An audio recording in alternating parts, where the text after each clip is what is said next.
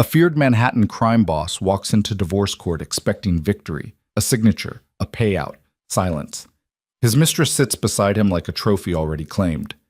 Then the courtroom door opens. His wife, the one he buried in silence, the one who vanished without a trace, steps inside wearing thrift store clothes and carrying something that stops every breath in the room. A newborn baby. Cameras flash, marshals freeze. The most powerful man in New York's underworld watches his carefully constructed empire crack open in front of federal judges, rival families, and the woman he never thought would fight back. If you want to see how the invisible wife dismantles an empire built on control, stay until the end. Hit that like button and comment what city you're watching from so I can see how far Mara's story travels. The Manhattan Federal Courthouse stood like a monument to justice on a cold February morning, its limestone columns catching the winter light while news vans lined the street below. Inside courtroom 9B, the air hummed with anticipation. Cameras positioned at careful angles, sketch artists poised with charcoal, reporters wedged shoulder to shoulder in the gallery. This wasn't just another divorce hearing. This was theater. This was blood sport dressed in legal procedure. Because when Adriano Vescari's marriage ended, the whole city watched. He arrived at 9:45, flanked by 3 attorneys in custom suits that cost more than most people's cars. Adriano Vescari didn't walk. He moved through space like gravity bent around him. 6'3", broad-shouldered, with the kind of presence that made seasoned federal judges straighten their spines. His charcoal suit was Italian, his watch Swiss, his expression carved from marble. Dark hair swept back, sharp jaw, eyes the color of gunmetal that had witnessed things most people only saw in nightmares. Behind him, close enough to claim ownership, walked Vivian Cross. She was everything a mistress was supposed to be. Tall, blonde, draped in a cream designer dress that whispered money with every movement. Her heels clicked against the polished floor like a countdown. Diamond earrings caught the fluorescent light. She smiled for the cameras, that practiced, enigmatic curve of lips that suggested secrets and satisfaction in equal measure. Adriano's lead attorney, Marcus Hale, no relation to the wife, purely coincidental, carried a leather briefcase thick with documents. The divorce settlement was already drafted, already signed on Adriano's end. All that remained was the formality. The wife's signature, the judge's stamp, the quiet burial of a marriage that had served its purpose and outlived its usefulness. "We expect this to be brief," Marcus murmured as they settled at the plaintiff's table. "She hasn't contested anything. Her attorney confirmed she'll sign." Adriano said nothing. He rarely wasted words on certainties. Across the aisle, the defendant's table sat empty. Vivian leaned close, her perfume expensive and cloying. "Where is she?" "Irrelevant," Adriano replied, his voice low and final. The bailiff called the court to order. Judge Helena Reyes entered, a woman in her 60s with silver hair and a reputation for cutting through nonsense like a scalpel through silk. She'd presided over mob trials, cartel cases, corruption scandals that toppled political dynasties. She settled into her bench with the practiced efficiency of someone who'd seen every variation of human weakness. "Case number 24 CV8831, the clerk announced. Vescari versus Hale, petition for dissolution of marriage. Marcus stood smoothly. "Your Honor," Marcus Hale representing the petitioner Adriano Vescari, "we're prepared to proceed with the uncontested settlement as filed." Judge Reyes glanced at the empty defendant's table. "And counsel for Mrs. Hale?" A door at the side of the courtroom opened. Every head turned. The woman who entered wasn't what anyone expected. She was small, maybe 5'4" in flat shoes that had seen better days. Her coat was second-hand wool, clean but worn at the cuffs. Dark hair pulled into a simple ponytail. No makeup, no jewelry except a thin silver chain at her throat. She carried a canvas bag over one shoulder and moved with the careful deliberation of someone who'd learned to navigate hostile rooms. But it was what she carried in her arms that detonated the carefully controlled atmosphere. A baby, newborn, wrapped in a blue blanket, sleeping against her chest in one of those fabric carriers that kept infants close. Tiny fists curled near a rosebud mouth. Impossible to miss. The courtroom exploded into chaos. Cameras flashed in rapid succession despite the bailiff's barked warning. Reporters lunged forward. Sketch artists drew furiously. The bailiff moved to intercept, but Judge Reyes raised one hand. "Order," she said quietly. The word cut through the noise like a blade. "Order in my courtroom." Adriano had gone absolutely still. For a man who'd built an empire on control, on reading rooms and predicting outcomes, on staying 3 moves ahead of enemies and allies alike, this was checkmate delivered by someone he'd written off as irrelevant. Vivian's hand tightened on the table edge, knuckles white. Marcus half rose from his seat. "Your Honor, this is highly irregular."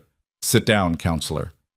Judge Reyes's attention fixed on the woman approaching the defendant's table. "State your name for the record." "Mara Hale." Her voice was steady, clear, with a faint accent that suggested English wasn't her first language. "I'm the respondent in this case." Behind her, the courtroom door opened again. A woman in her 50s entered, gray suit, leather briefcase, the no-nonsense bearing of a public defender who'd spent decades in trenches. She moved to stand beside Mara. "Diane Foster, Your Honor. I'll be representing Mrs. Hale." Judge Reyes leaned back. "This was filed as an uncontested divorce, Ms. Foster." "It was filed that way, Your Honor. It is no longer uncontested." Marcus shot to his feet. "Your Honor, Mrs. Hale has had 8 months to respond to these proceedings. She disappeared without a trace, refused all contact, ignored multiple attempts at service. Service was accepted," Diane interrupted calmly. "I have the signed receipt. Mrs. Hale has been in contact with this court through proper channels under a protected address protocol due to credible safety concerns." Protected address. The words landed like artillery. Adriano's jaw tightened almost imperceptibly. To anyone else, his expression remained unchanged, cold, remote, untouchable. But Vivian saw it. The muscle that jumped near his temple. The way his fingers curled into his palm. "Your Honor," Marcus tried again, voice hardening. "Mr. Viscari has been more than generous in his settlement offer. Mrs. Hale is entitled to a substantial financial package, property rights, ongoing support. I don't want his money." Mara's voice cut across the courtroom, quiet but absolute. The gallery went silent. Judge Reyes studied her. "You're refusing the settlement?" "I'm refusing to be bought." Mara shifted slightly, one hand supporting the baby's head with instinctive tenderness. "I'm here to contest the terms of custody." "Custody?" Marcus's voice sharpened with disbelief. "Your Honor, there are no children from this marriage listed in any filing, because I didn't know about him until after I'd already escaped." Escaped. Not left. Not departed. Escaped. Adriano stood slowly. The movement drew every eye. He was a man accustomed to silence when he moved, to people stepping back, to authority that needed no announcement. When he spoke, his voice carried that particular quiet that commanded more attention than shouting ever could. "Is that my son?" Mara turned to face him fully for the first time since entering the courtroom. The woman who'd once loved him, who'd believed his promises, who'd worn his ring like it meant something, met the eyes of the man who'd taught her that love was just another word for ownership. "Yes," the single syllable detonated what remained of Adriano's composure. Not visibly. He was too controlled for that, too disciplined. But something shifted behind his eyes. Something fractured. "How long have you known?" "I found out 2 weeks after your mother handed me divorce papers and threatened me in my own kitchen." Mara's voice remained steady, but steel threaded through it now. "I was 8 weeks pregnant when I left." Vivian made a small sound. Surprise or calculation, impossible to tell. Marcus recovered first. "Your Honor, if there is indeed a child from this marriage, Mr. Viscari has every right to paternity testing and full custody consideration." "He'll get both," Diane interjected. "After we address why Mrs. Hale felt it necessary to hide a pregnancy and flee her own home." Judge Reyes removed her glasses, cleaning them with methodical precision. When she spoke, her tone carried decades of experience with powerful men and the wreckage they left behind. "Ms. Foster, you're alleging abuse?" "I'm alleging coercive control, Your Honor. Financial imprisonment, surveillance, isolation. A pattern of behavior designed to eliminate my client's autonomy while maintaining plausible deniability." Marcus's expression turned sharp. "These are serious accusations with no evidence. I have bank records showing Mrs. Hale had no access to independent funds," Diane said calmly. Security logs documenting her movements tracked 24/7. Testimony from building staff about the restrictions placed on her comings and goings. Phone records showing a single monitored device. And medical documentation from her pregnancy that will demonstrate she received no prenatal care while living in Mr. Viscari's residence, despite his substantial wealth, because she wasn't permitted independent medical appointments. The courtroom rippled with reaction. Reporters scribbled frantically. Cameras captured every moment. Adriano's voice cut through the noise like a blade. I would have given her anything she needed. Anything except freedom. Mara's response came immediately, without heat, just facts delivered with devastating simplicity. Anything except the ability to leave a room without guards following. Anything except access to my own money. Anything except the basic human right to exist without asking permission. I was protecting you. The words came out harder than Adriano intended, frustration bleeding through his legendary control. Do you have any idea how many people would use you to get to me? And yet the only person who ever made me feel like I was in danger was you. The silence that followed was absolute. Judge Reyes let it stretch, watching both parties with the clinical assessment of someone reading x-rays for fractures. Finally, she spoke. We're going to take a 30-minute recess. When we return, I want medical records, financial documentation, and a preliminary paternity test protocol established. Miss Foster, your client will provide a full statement under oath. Mr. Hale, your client will do the same. She paused. And someone find out if there are any active protection orders I should know about. The gavel came down. Adriano moved before anyone else could react. He crossed the courtroom in 4 strides, closing the distance to the defendant's table before his attorneys could intervene. 2 U.S. Marshals shifted position, hands moving toward weapons, but Judge Reyes raised one finger. Wait. Adriano stopped 3 feet from Mara, close enough to see the exhaustion shadowing her eyes, close enough to notice she'd lost weight, close enough to hear the small sound the baby made as he stirred against her chest. Let me see him. Not a demand. Almost a request. Mara's hand tightened protectively over the carrier. No. He's my son. He's my son, Mara corrected quietly. You lost the right to him when you taught me that safety meant disappearing. Adriano's hands clenched at his sides. I never touched you. I never raised a hand. You didn't have to. Her voice dropped lower, meant only for him. You controlled every breath I took. You made me a prisoner in a gilded cage and called it love. You brought another woman into our home and made me watch my own erasure. She paused, and when she spoke again, her voice carried the weight of every moment she'd survived alone. The day I realized I was pregnant, I knew exactly what would happen. You'd take him, you'd turn him into another asset to control, and I'd become nothing more than the vessel that delivered your heir. That's not... Adriano stopped, because the denial caught in his throat, because somewhere deep in the architecture of his mind, he recognized the truth. He would have controlled it all. The pregnancy. The birth. The child. Not out of malice. He would have told himself it was protection, provision, responsibility, but control nonetheless. Mara saw the recognition flicker across his face. I didn't run from you because I thought you'd hurt me, Adriano. I ran because I knew you'd love me the only way you know how, by owning me completely. The baby whimpered, a small sound of discomfort. Mara automatically adjusted the carrier, swaying slightly in that universal rhythm of mothers soothing children. The gesture was so natural, so practiced, it told a story of months lived without him. Midnight feedings, crying jags, first smiles. All the moments he'd missed, not because he didn't want them, because she'd chosen survival over his version of safety. His name, Adriano said roughly. What did you name him? Mara hesitated. Then Enzo. Enzo Viscari, his grandfather's name. The man who'd built the empire Adriano inherited, who'd ruled with iron will and unexpected moments of tenderness. The man who'd taught Adriano that power required sacrifice, that weakness invited destruction, that love was a liability unless carefully controlled. Adriano closed his eyes briefly. When he opened them, Vivian stood at his elbow. We should go, she said quietly, hand sliding to his arm with casual possession. Let the attorneys handle this. He looked at her, really looked at her, for the first time since Mara walked into the courtroom. Vivian Cross, who'd been his escape, his rebellion against the suffocating expectations of a marriage arranged more for alliance than affection.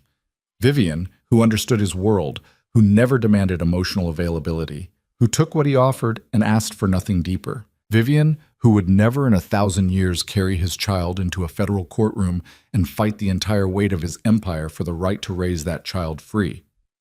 "Give us a minute," he said. Vivian's smile tightened. "Adriano, now." She left, heels clicking sharp disapproval across marble floors. Mara watched her go. "She's everything you wanted. Beautiful. Uncomplicated. Happy to live in the spaces you allow." "She's not the mother of my son." "No," Mara agreed. "She's the woman you chose the moment you decided I wasn't worth fighting for." The accusation hit harder than any of Diane Foster's legal arguments. Because it was true. He'd stopped seeing Mara months before Vivian appeared, had stopped trying, had relegated his wife to furniture, pleasant, unobtrusive, easily ignored, until she proved impossible to ignore. "What do you want?" Adriano asked, and the question cost him more than he expected. "Money? Property? Full custody? Name it." "I want you to leave us alone." Mara's voice remained steady. "I want you to sign away your rights and let us disappear. I want my son to grow up knowing his father chose power over him." "That's not going to happen." The words came out flat, absolute. "He's my blood, my responsibility, my possession," Mara finished. "Asset? Future soldier in whatever war you're fighting this week." "My son," Adriano said, and the raw edge in his voice silenced her. "I've done terrible things, Mara. I've hurt people. I've made choices that keep me awake at night, but I've never walked away from my responsibilities." "Then prove it." She met his eyes without flinching. "Prove you can be a father instead of a jailer. Prove you can love without controlling. Prove you're capable of putting someone else's needs ahead of your empire." She paused. "Until then, you get supervised visits, court-ordered, documented, limited. You can't watch me." The bailiff called them back to order. Judge Reyes resumed her position, folders now thick with documentation that had arrived during recess. She reviewed the material with the systematic thoroughness of someone who understood that details mattered, that cases like this required more than surface judgments. Finally, she looked up. "I've reviewed the preliminary statements and supporting documentation. Ms. Foster, your client's protected address status is verified and will remain in effect. Mr. Hale, your client will submit to paternity testing within 48 hours. She paused. "However, given the serious allegations of coercive control and the documented pattern of restricted autonomy, I'm issuing a temporary custody order." Marcus stood immediately. "Your Honor." "Sit down, counselor." Judge Reyes's tone brooked no argument. "Mrs. Hale is granted temporary primary custody. Mr. Viscari will be permitted supervised visitation twice weekly, 2 hours per session, at a neutral location to be determined by Child Services. These visits will be contingent on Mr. Viscari completing a parenting assessment and participating in family counseling." The courtroom erupted. Reporters shouted questions. Cameras flashed. Marcus protested loudly about bias and procedure. Adriano heard none of it. He stood frozen, watching the most powerful verdict of his life delivered by a woman in judicial robes who'd just done what no crime family, no rival syndicate, no federal prosecutor had ever managed. She'd ruled against him. Not because of his crimes, those were carefully buried, expertly hidden, but because of how he'd loved, how he'd failed, how he'd confused protection with possession until the woman he'd married chose exile over his version of safety. Judge Reyes continued over the chaos. "This court recognizes that Mr. Viscari has rights as a biological father, but those rights must be balanced against the child's best interests and the documented pattern of controlling behavior toward the mother. Until Mr. Viscari demonstrates the ability to maintain appropriate boundaries and respect Mrs. Hale's autonomy, supervised visitation is the only responsible course." "Your Honor, this is—" Marcus tried again. "Final." Judge Reyes brought her gavel down with decisive force. "We'll reconvene in 6 weeks to review progress. Court is adjourned." The gavel's echo seemed to reverberate through Adriano's chest. Mara gathered her bag, checked the baby's carrier, and turned to leave. Diane Foster moved beside her like a shield, Marshals cleared a path through the pressing crowd. She didn't look back. Adriano watched her walk away. This woman he'd married, controlled, underestimated, and lost, carrying his son toward a future he had no power to dictate. For a man who'd spent his entire adult life mastering circumstances, bending situations to his will, eliminating obstacles through strategy or force, the helplessness was suffocating. Vivian reappeared at his side. That was a disaster. Get out. The words came out quiet, cold, final. She blinked. What? Leave, now. Don't come back. Adriano, you can't be serious. He turned to face her fully, and whatever she saw in his expression made her step back. You were a mistake. A distraction. A way to pretend I hadn't already destroyed the one thing that mattered. But I see it now. His voice dropped lower. You were never the answer. You were just another form of running away. Vivian's perfect composure cracked. After everything Everything you what? Adriano interrupted. Sat beside me? Smiled for cameras? Played the part I needed played? He shook his head. You gave me nothing real, Vivian, and I gave you even less. We're done. She left without another word, dignity shredded but pride intact enough to walk away with her head high. Marcus approached cautiously. We need to file an immediate appeal. The custody ruling is overly restrictive, possibly biased. No. Adriano's voice was flat. No? Marcus stared at him. Adriano, she just got primary custody of your son based on allegations you can easily disprove. Can I? Adriano turned to face his attorney. Can I disprove that I monitored her movements, controlled her access to money, made decisions about her life without consulting her? He paused. Can I honestly say I would have let her keep that pregnancy private? That I wouldn't have immediately arranged everything, doctors, security, her entire existence, without asking what she wanted? Marcus said nothing, because they both knew the answer. Set up the visitation, Adriano said quietly. Whatever they require. Parenting classes, counseling, assessments, schedule it all. And find out everything about where she's been, what she needed, how she survived. His jaw tightened. I want to know every moment I missed. Adriano, my son was born, and I wasn't there. He's been alive for weeks, and I didn't even know he existed. Because the woman I married was so terrified of my version of protection that she chose to face pregnancy and childbirth alone rather than trust me. The words came out harder than intended. So, we're not fighting the custody order, Marcus. We're earning our way back. Outside the courthouse, a sleek black car waited. Adriano slid into the back seat, ignoring the cameras, the reporters shouting questions, the circus his life had become in the span of 90 minutes. His phone buzzed. A text from his mother, Celeste Vescari. We need to talk, now. He deleted it. Another message. This one from his second-in-command.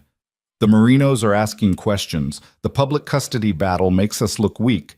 He deleted that too. A third message appeared. This one from an unknown number. Congratulations on fatherhood. Didn't realize you had it in you to lose control. The enemies circling, sensing blood in the water, a crack in the armor of the feared Viscari Empire. Let them circle. Adriano leaned back against expensive leather, closed his eyes, and saw only one image. Mara walking away with his son, choosing the unknown over everything he could provide.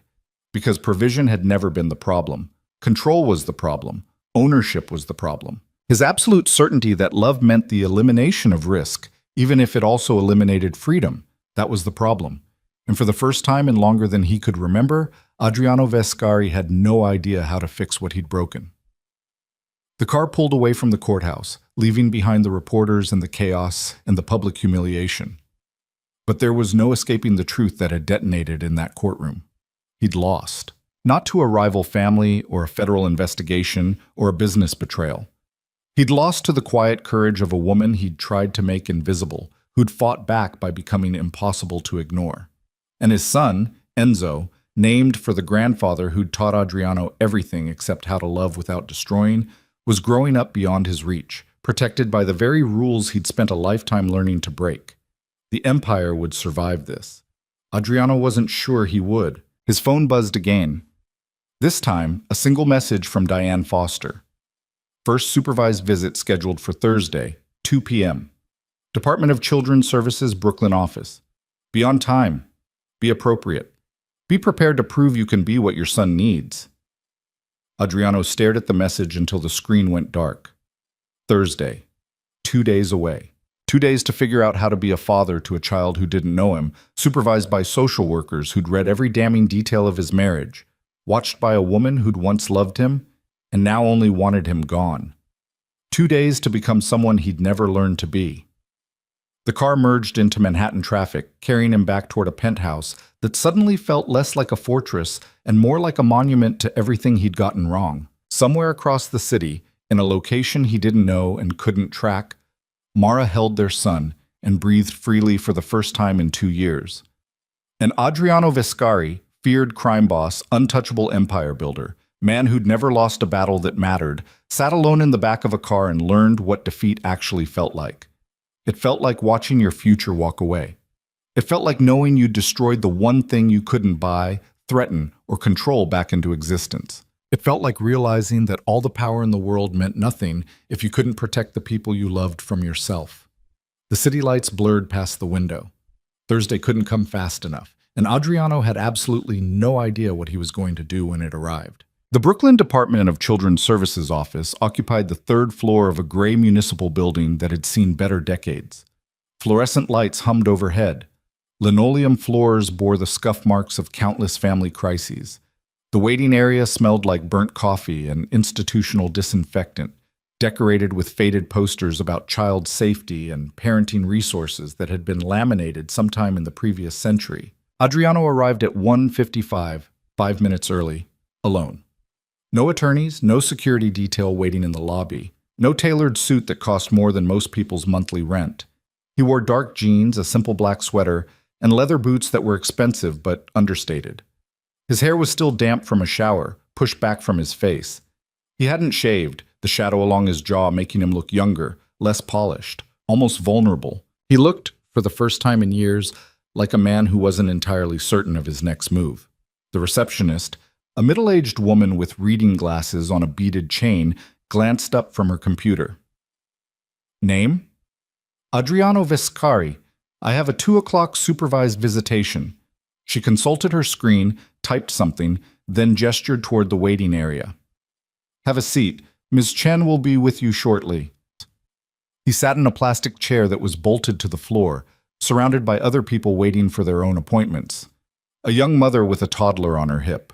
An older couple speaking quietly in Spanish. A teenage girl texting furiously, knee bouncing with nervous energy. No one recognized him. No one stared. In this place, he was just another name on a caseworker's schedule, another father trying to navigate the system's requirements. It was the most anonymous he'd felt in a decade. At exactly 2 o'clock, a door opened, and a woman in her 40s emerged, carrying a tablet and wearing a lanyard that identified her as Susan Chen, LCSW. She had short gray hair, practical clothing, and the expression of someone who'd heard every excuse and seen every failure pattern human beings could produce. Mr. Vescari? He stood. Yes. Come with me, please. She led him down a corridor lined with closed doors, each marked with numbers and vague departmental designations. They stopped at room 304. Susan opened the door and gestured him inside. The visitation room was small, maybe 12 by 12 feet. A table with chairs. A basket of toys in the corner. Blocks, stuffed animals, picture books. A camera mounted in the upper corner, red light blinking to indicate active recording. One window looked out over the parking lot. Bars on the glass, not to keep people in, but to protect against break-ins. Mara sat in the far chair, Enzo in her arms. She wore a blue sweater, jeans, her hair loose around her shoulders. She looked tired but determined, that same quiet steel he'd seen in the courtroom. The baby was awake, tiny fists waving, eyes unfocused in that newborn way that suggested he was still figuring out the whole being alive situation. Adriano stopped in the doorway, struck motionless by the sight of them. His son, his wife, ex-wife technically, though the divorce still wasn't finalized. The family he'd destroyed before it ever really began. Susan cleared her throat. Mr. Vescari, please come in and have a seat. Mrs. Hale, Thank you for being on time. Mara nodded but said nothing. Adriano moved to the opposite side of the table and sat down, keeping distance, respecting the invisible boundaries that had been drawn. Susan settled into a chair positioned between them, tablet ready. All right, this is your first supervised visitation. I'll be present for the entire session, and everything is being recorded for documentation purposes. The goal here is to begin building a relationship between father and child in a safe, monitored environment. She looked at Adriano. Have you completed the Parenting Basics orientation? Yes, last night. Online module and assessment. Good. And you're scheduled for your first counseling session next Tuesday? 2 o'clock. Dr. Patricia Winters. Susan made notes. Mrs. Pele, do you have any concerns before we begin? Mara's arms tightened slightly around Enzo. Just 8. He'll probably sleep through most of this. That's fine. Mr. Viscari, do you have any questions about how this works? Adriano's gaze remained fixed on the baby. Can I hold him? Susan glanced at Mara. That's up to Mrs. Hale. This is about establishing comfort and safety first. Not yet. Mara's voice was quiet but absolute. Let him get used to you first. It stung more than Adriano expected, but he nodded. All right. Susan sat back slightly. Why don't you start by talking to him? Babies respond to voices, even at this age. Adriano had negotiated with cartel leaders, stared down federal prosecutors, delivered orders that sent men to their deaths. He'd faced situations that required split-second decisions with million-dollar consequences. But this, talking to a sleeping infant who had no idea who he was, felt impossible. I don't know what to say. Start simple, Susan suggested. Introduce yourself. He looked at Enzo, really looked at him. The baby had dark hair, wispy and soft. His face was round, still holding that newborn pudginess. Tiny fingers curled against Mara's sweater. Even asleep, he made small movements, a stretch, a yawn, random reflexes that seemed both miraculous and ordinary. Hello, Enzo. The words came out rougher than intended. I'm your father. The baby didn't react, lost in whatever dreams newborns had. I wasn't there when you were born, Adriano continued, voice low. I should have been. I would have been, if I'd known. But I didn't, because I made your mother feel like she had to run from me to keep you safe. He paused. That's on me. Not her. Me. Mara's expression shifted slightly, surprise flickering across her features before she controlled it. Susan wrote something on her tablet. Go on. I don't know how to be a father, Adriano admitted. My own father died when I was 6. My grandfather raised me, and he was complicated. He taught me about power, about control, about never showing weakness.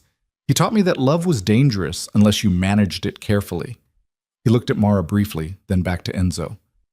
I thought that's what I was doing with your mother, managing the danger, keeping her safe, but I was just repeating the same mistakes. Mr. Viscari, Susan interjected gently.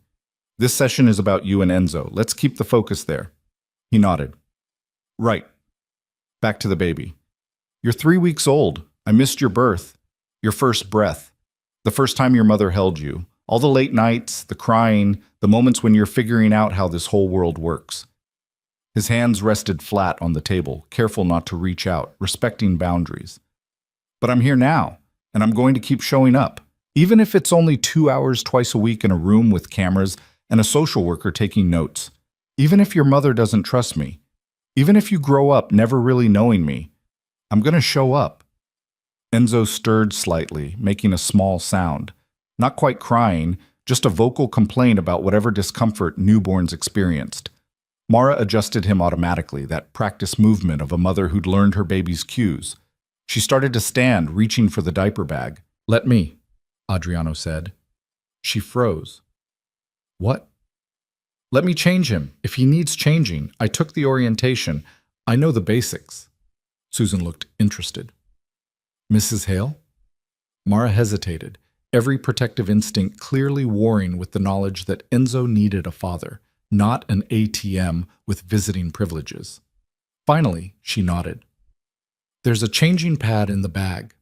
Adriano moved carefully, extracting the pad and supplies. He spread it on the table, then turned to Mara. May I? She stood, carried Enzo to the table, and laid him down on the pad. The baby's eyes opened briefly, unfocused but alert. He made another small sound of complaint. "Support his head," Mara instructed, voice tense. "Always support his head." "I know." Adriano's hands were surprisingly gentle as he worked, unsnapping the onesie, opening the diaper. His movements were awkward, unpracticed, but careful. He cleaned, applied ointment from the tube Mara silently handed him, secured a fresh diaper with the kind of concentration usually reserved for diffusing bombs. Enzo kicked his legs, tiny movements of protest. "I know," Adriano murmured. "Cold air. Indignity of being changed by a stranger. I get it." He finished snapping the onesie back together, then carefully lifted the baby, supporting his head, cradling him against his chest. For a moment, everything stopped. Father and son, connected by biology and a legal system that was trying to build what should have existed from the beginning. Enzo settled against him, seemingly content, or at least not actively unhappy. His small body fit perfectly in the crook of Adriano's arm. His breathing was soft, regular, trusting in the way infants trusted because they didn't yet know about danger or betrayal, or men who confused love with control. Adriano looked down at him, and something fundamental shifted in his chest. Not the abstract concept of fatherhood he'd imagined during sleepless nights after the courtroom disaster. Not the theoretical responsibility he'd acknowledged, but the visceral, undeniable reality that this small person existed because of him, depended on the world being safer than it was, deserved better than the legacy Adriano had been building. "He looks like you," Mara said quietly. Adriano glanced up. "You think so?" "The nose, the chin." She paused. "He has your mother's eyes, though, that particular shade of dark brown." The mention of Celeste landed like a grenade. Adriano's jaw tightened. "She doesn't get to meet him." "That's not your decision to make." "The hell it isn't. She threatened you. She pushed divorce papers and tried to buy your silence. She's part of why you ran." Susan intervened smoothly. "Let's table that discussion for now. Mr. Viscari, how does it feel to hold him?" He looked down at Enzo again, this tiny weight in his arms. "Terrifying." "Why terrifying?" "Because I could destroy him." The words came out stark, honest. "Not intentionally, but I could raise him the way I was raised. Teach him that power matters more than people, that control equals safety, that showing vulnerability invites destruction." He paused. "I could turn him into me." "And what's wrong with that?" Susan asked, voice neutral. "Everything." Adriano met her eyes. "I'm sitting in a supervised visitation room because the woman I married was so afraid of my version of love that she chose to face pregnancy alone rather than tell me about my own son. Everything about how I approach relationships is wrong." Susan made more notes. "That's significant self-awareness, Mr. Viscari." "It doesn't change anything." "It changes everything," Mara said suddenly. Both of them looked at her. She was gripping the edge of the table, knuckles white. "For 2 years, you never once admitted you might be wrong. You justified everything, the monitoring, the restrictions, the way you made decisions about my life without asking me. You called it protection and acted like I was ungrateful for questioning it." "I was wrong." Adriano's voice was quiet. "About all of it. Saying it in a supervised visit with a social worker taking notes isn't the same as meaning it." "I know." He looked down at Enzo. "That's why I'm here, why I'm not fighting the custody order, why I'm taking the parenting classes and scheduling counseling sessions and showing up to prove I can be different." He paused. "I don't expect you to believe me. I don't expect trust. I just need you to give me enough room to prove it's not just words." The baby made a small sound, somewhere between a sigh and a yawn. Adriano automatically adjusted his hold, supporting Enzo's head the way Mara had taught him, minutes ago. Susan watched the interaction with clinical interest. "Mrs. Hale, what would you need to see from Mr. Viscari to feel comfortable with unsupervised visits?" Mara didn't answer immediately. She stared at Adriano holding their son, this man who'd once been everything she wanted, successful, protective, attentive, before she understood that protection without freedom was just another word for prison. "Consistency," she finally said. "Show up to every visit, complete the counseling. Prove this isn't just about ego or control or winning some game." She paused. And respect my boundaries. No trying to find out where I live, no investigators, no money showing up mysteriously, no having people follow me. I need to know you can give me space. Done. Adriano didn't hesitate. Just like that? Just like that. He met her eyes over Enzo's sleeping form. I spent 2 years controlling your every movement because I thought that's what keeping you safe looked like. I was wrong. You're safer away from me than you ever were in my penthouse. If space is what you need, you have it. Susan glanced at the clock. We have 45 minutes left, mister. Viscari, would you like to feed him? He just ate, Mara protested. Babies eat frequently, Susan said mildly, and it's good bonding practice. Mara looked torn. Finally, she reached into the diaper bag and pulled out a bottle she'd prepared. It's breast milk, room temperature. He'll eat about 2 ounces. Adriano took the bottle, settled more comfortably in his chair, and carefully positioned Enzo in his arms. The baby's mouth opened automatically when the nipple touched his lips, latching on with surprising strength for something so small. Support the bottom of the bottle, Mara instructed, hovering. Don't let him suck air. I've got it. She sat back down reluctantly, watching every movement like she was waiting for disaster. But Adriano was careful, attentive, following the cues he'd learned in the orientation video. When Enzo needed burping, he lifted him to his shoulder, supported his head, patted gently until a small burp emerged. When the baby fussed, he adjusted position. When Enzo's eyes drooped closed again, satisfied and sleepy, Adriano just held him, this impossibly small person who represented everything he'd never learned to do right. The room fell silent, except for the hum of fluorescent lights and the occasional scratch of Susan's stylus on her tablet. Mara broke the quiet first. Where's Vivian?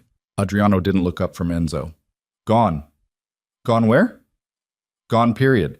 I ended it. Day of the custody hearing. Mara's expression was unreadable. Because of the optics? Because she was never real. He finally met her eyes. You asked me once why I married you. You remember what I said? You said I was different, interesting, that you wanted to know me. I meant it. His voice dropped lower. You were the first person in years who looked at me and didn't see the empire or the money or the power. You saw me. And instead of appreciating that, instead of protecting it, I tried to own it. I took something genuine and turned it into another asset to manage. And Vivian? Vivian was everything you weren't.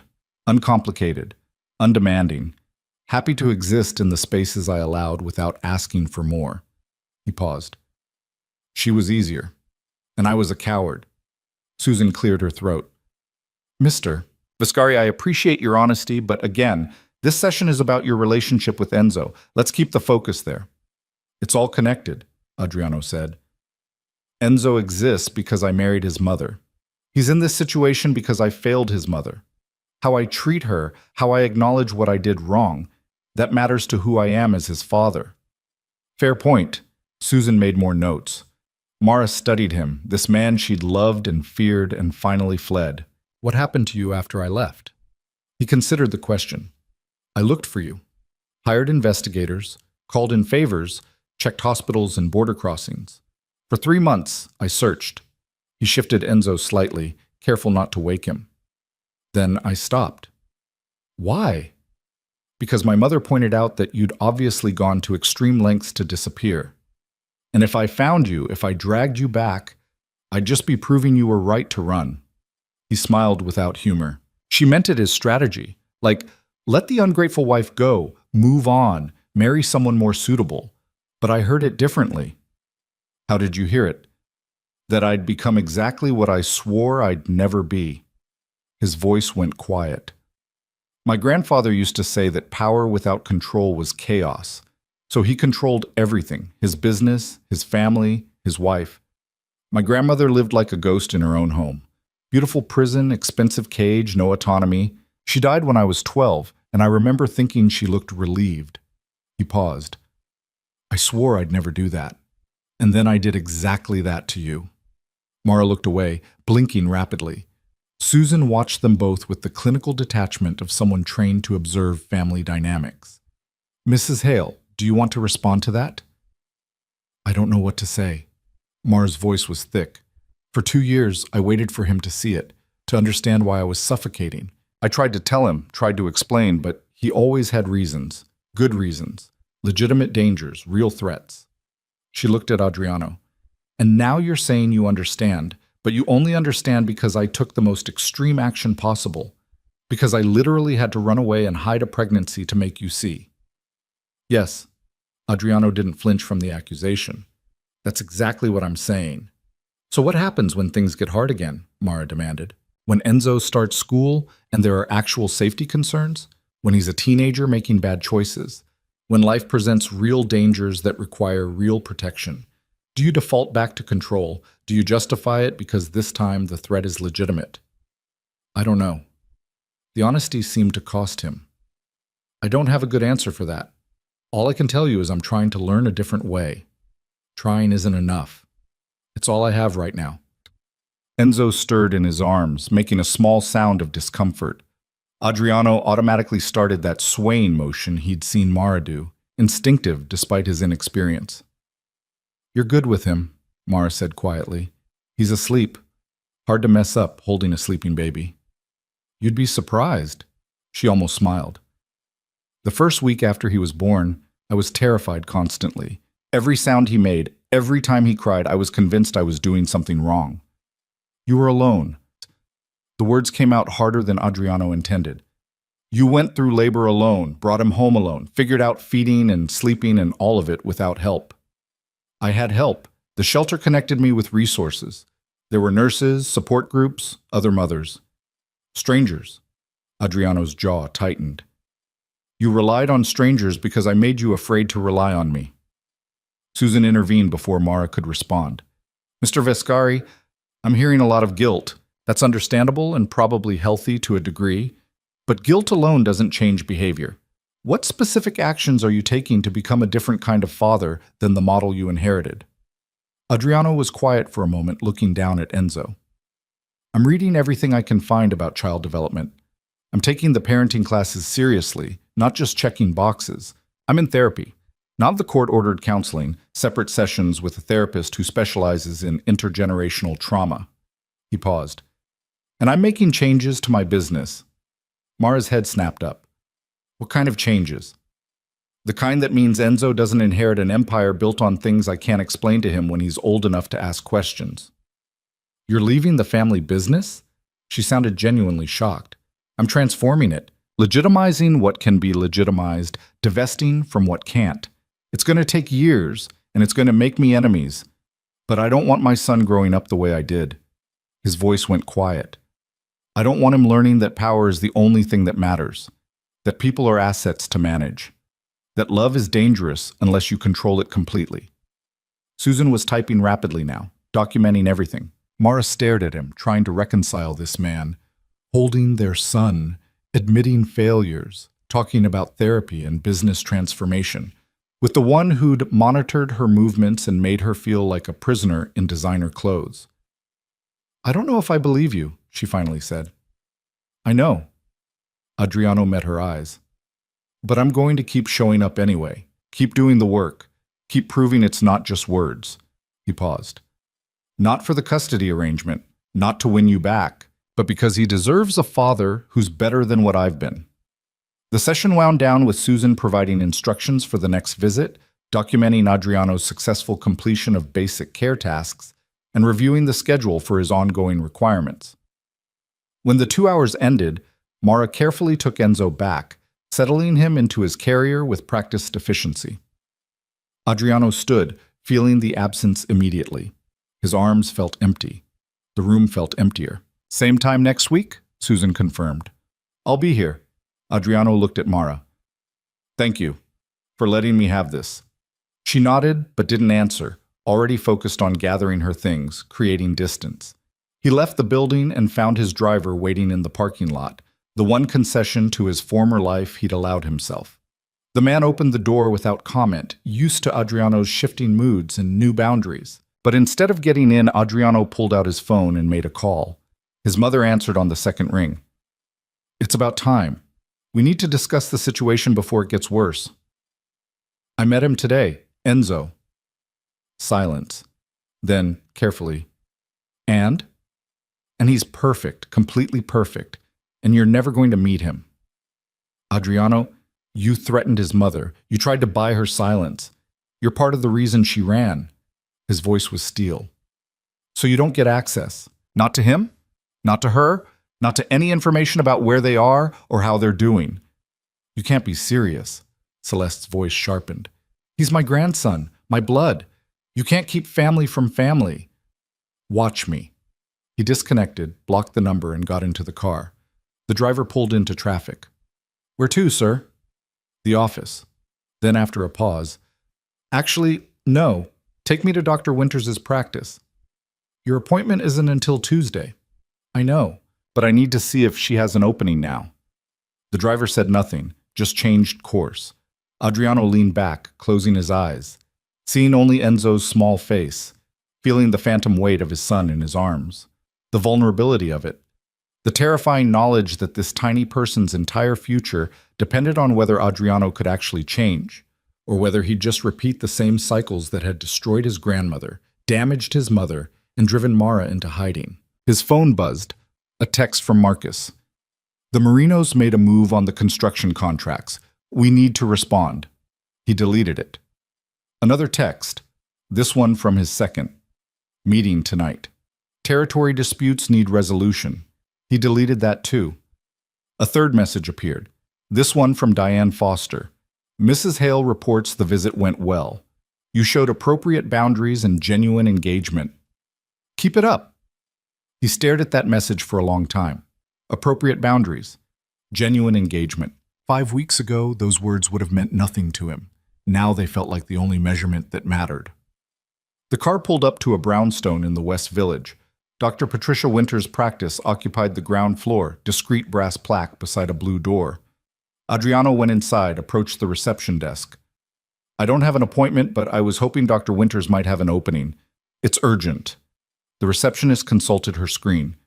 She's with a client until 4, but if you want to wait, I'll wait.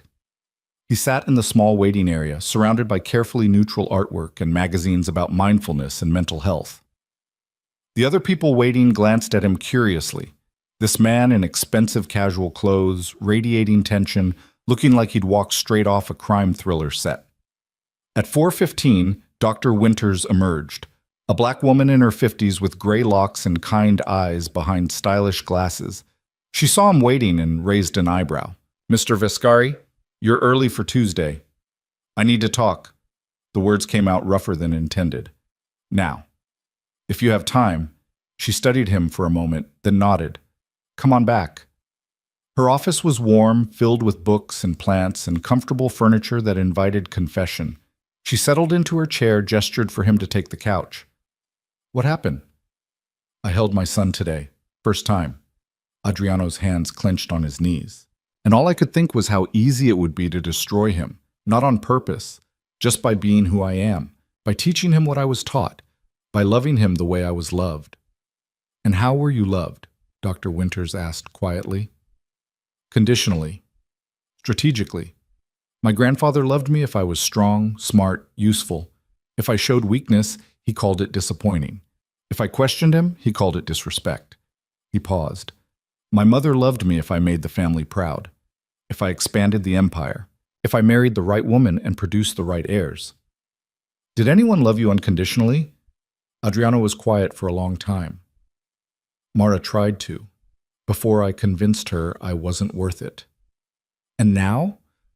Now I have a son who doesn't know me, who's only going to know me through supervised visits and court-ordered requirements and whatever his mother tells him about who I am. His voice cracked slightly. And I deserve that. But he doesn't. Dr. Winters leaned forward. What do you want for him?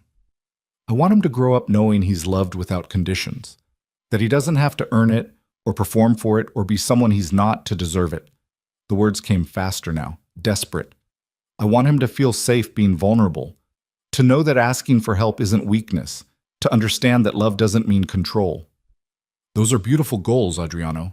Can you give him those things? I don't know how. It was the most honest thing he'd said in years. I don't have a model for it. I don't know what it looks like in practice. All I know is what not to do, and that's not enough. It's a start. Dr. Winters picked up a notepad. Let's talk about building a new model. Not the one your grandfather gave you, not the one your mother reinforced, but something you create intentionally for Enzo. They talked for 90 minutes about attachment styles and intergenerational trauma, about the difference between protection and control, about showing up consistently, respecting boundaries, earning trust through actions instead of demanding it through authority. When Adriano finally left, evening had settled over the city. He walked instead of calling the car, needing the movement, the cold air, the anonymous flow of people who had no idea who he was or what he'd done. His phone buzzed again. This time, an unknown number. He almost ignored it, then recognized the area code, the city where Mara had disappeared to, where she'd given birth alone. He answered. Yes? Mr. Viscari? A woman's voice, professional. This is Rachel Martinez from Hope Haven Women's Shelter. Your wife listed you as someone to contact in case of emergency. His blood went cold. What happened? Is she okay? Is the baby... They're fine, but there's been an incident. Someone's been asking questions. A man claiming to be a family friend, wanting to know if we'd helped a woman matching Mara's description. Adriano's jaw clenched. What did you tell him? Nothing. We never confirm or deny resident information. But I wanted you to know in case... Did he leave a name? No. But he drove a black Escalade with New York plates. And he had an accent. Eastern European, maybe. Adriano's mind was already cataloging possibilities. Rival families. Business enemies. Someone from his mother's network trying to gather leverage. Thank you for calling. I'll handle it. Mr. Viscari, we don't give out protected addresses for a reason. If someone from your world is trying to find them, I know. His voice went hard. And I'm going to make sure they stop looking. He hung up, made another call. His head of security answered immediately. I need you to find out who's asking questions about Mara Hale in South Carolina. Escalade, New York plates, Eastern European. And I need them stopped, permanently if necessary. A pause. Boss, you said we weren't supposed to track her anymore. We're not. But if someone else is, they're about to learn why that's a bad idea. He made 3 more calls. By the time he reached his building, arrangements were in motion. Security for the shelter, discreet protection for Mara that she'd never know about, and a very clear message sent to anyone who thought his estranged wife and infant son were vulnerable targets. The penthouse felt cavernous when he entered. Too much space. Too much silence. Too many reminders of the life he'd built that had turned out to be empty. Vivian's things were already gone. She'd collected them while he was at the visitation, efficient even in endings. The bedroom they'd shared looked sterile now, impersonal. He stood in the doorway and felt nothing except relief that she was gone. He walked to what had been Mara's room. He'd kept it locked after she left, unwilling to erase the evidence of her existence, even as he'd tried to convince himself he was better off. Now he opened the door, stepped inside. Her books were still on the shelves, poetry in 3 languages, philosophy, history, a scarf draped over a chair. Photos tucked into the mirror frame. Her parents, friends from before she'd met him, a life she'd had that he'd systematically erased through isolation, disguised as protection. He sat on the edge of the bed and pulled out his phone, scrolling to the photos from the orientation class. The instructor had demonstrated various holds and care techniques using a doll. Adriano had taken notes like he was studying for a doctoral exam. Now he pulled up videos about infant development, sleep training, feeding schedules. He watched them until his eyes burned, taking notes, trying to compress years of learning into weeks of preparation. His phone rang. Marcus. The Marinos made another move. You need to handle it. Adriano cut him off. Whatever it is, you handle it. Adriano, they're testing you. The custody situation made us look weak. If you don't respond, then I look weak. I don't care. He paused. I have exactly one priority right now, Marcus.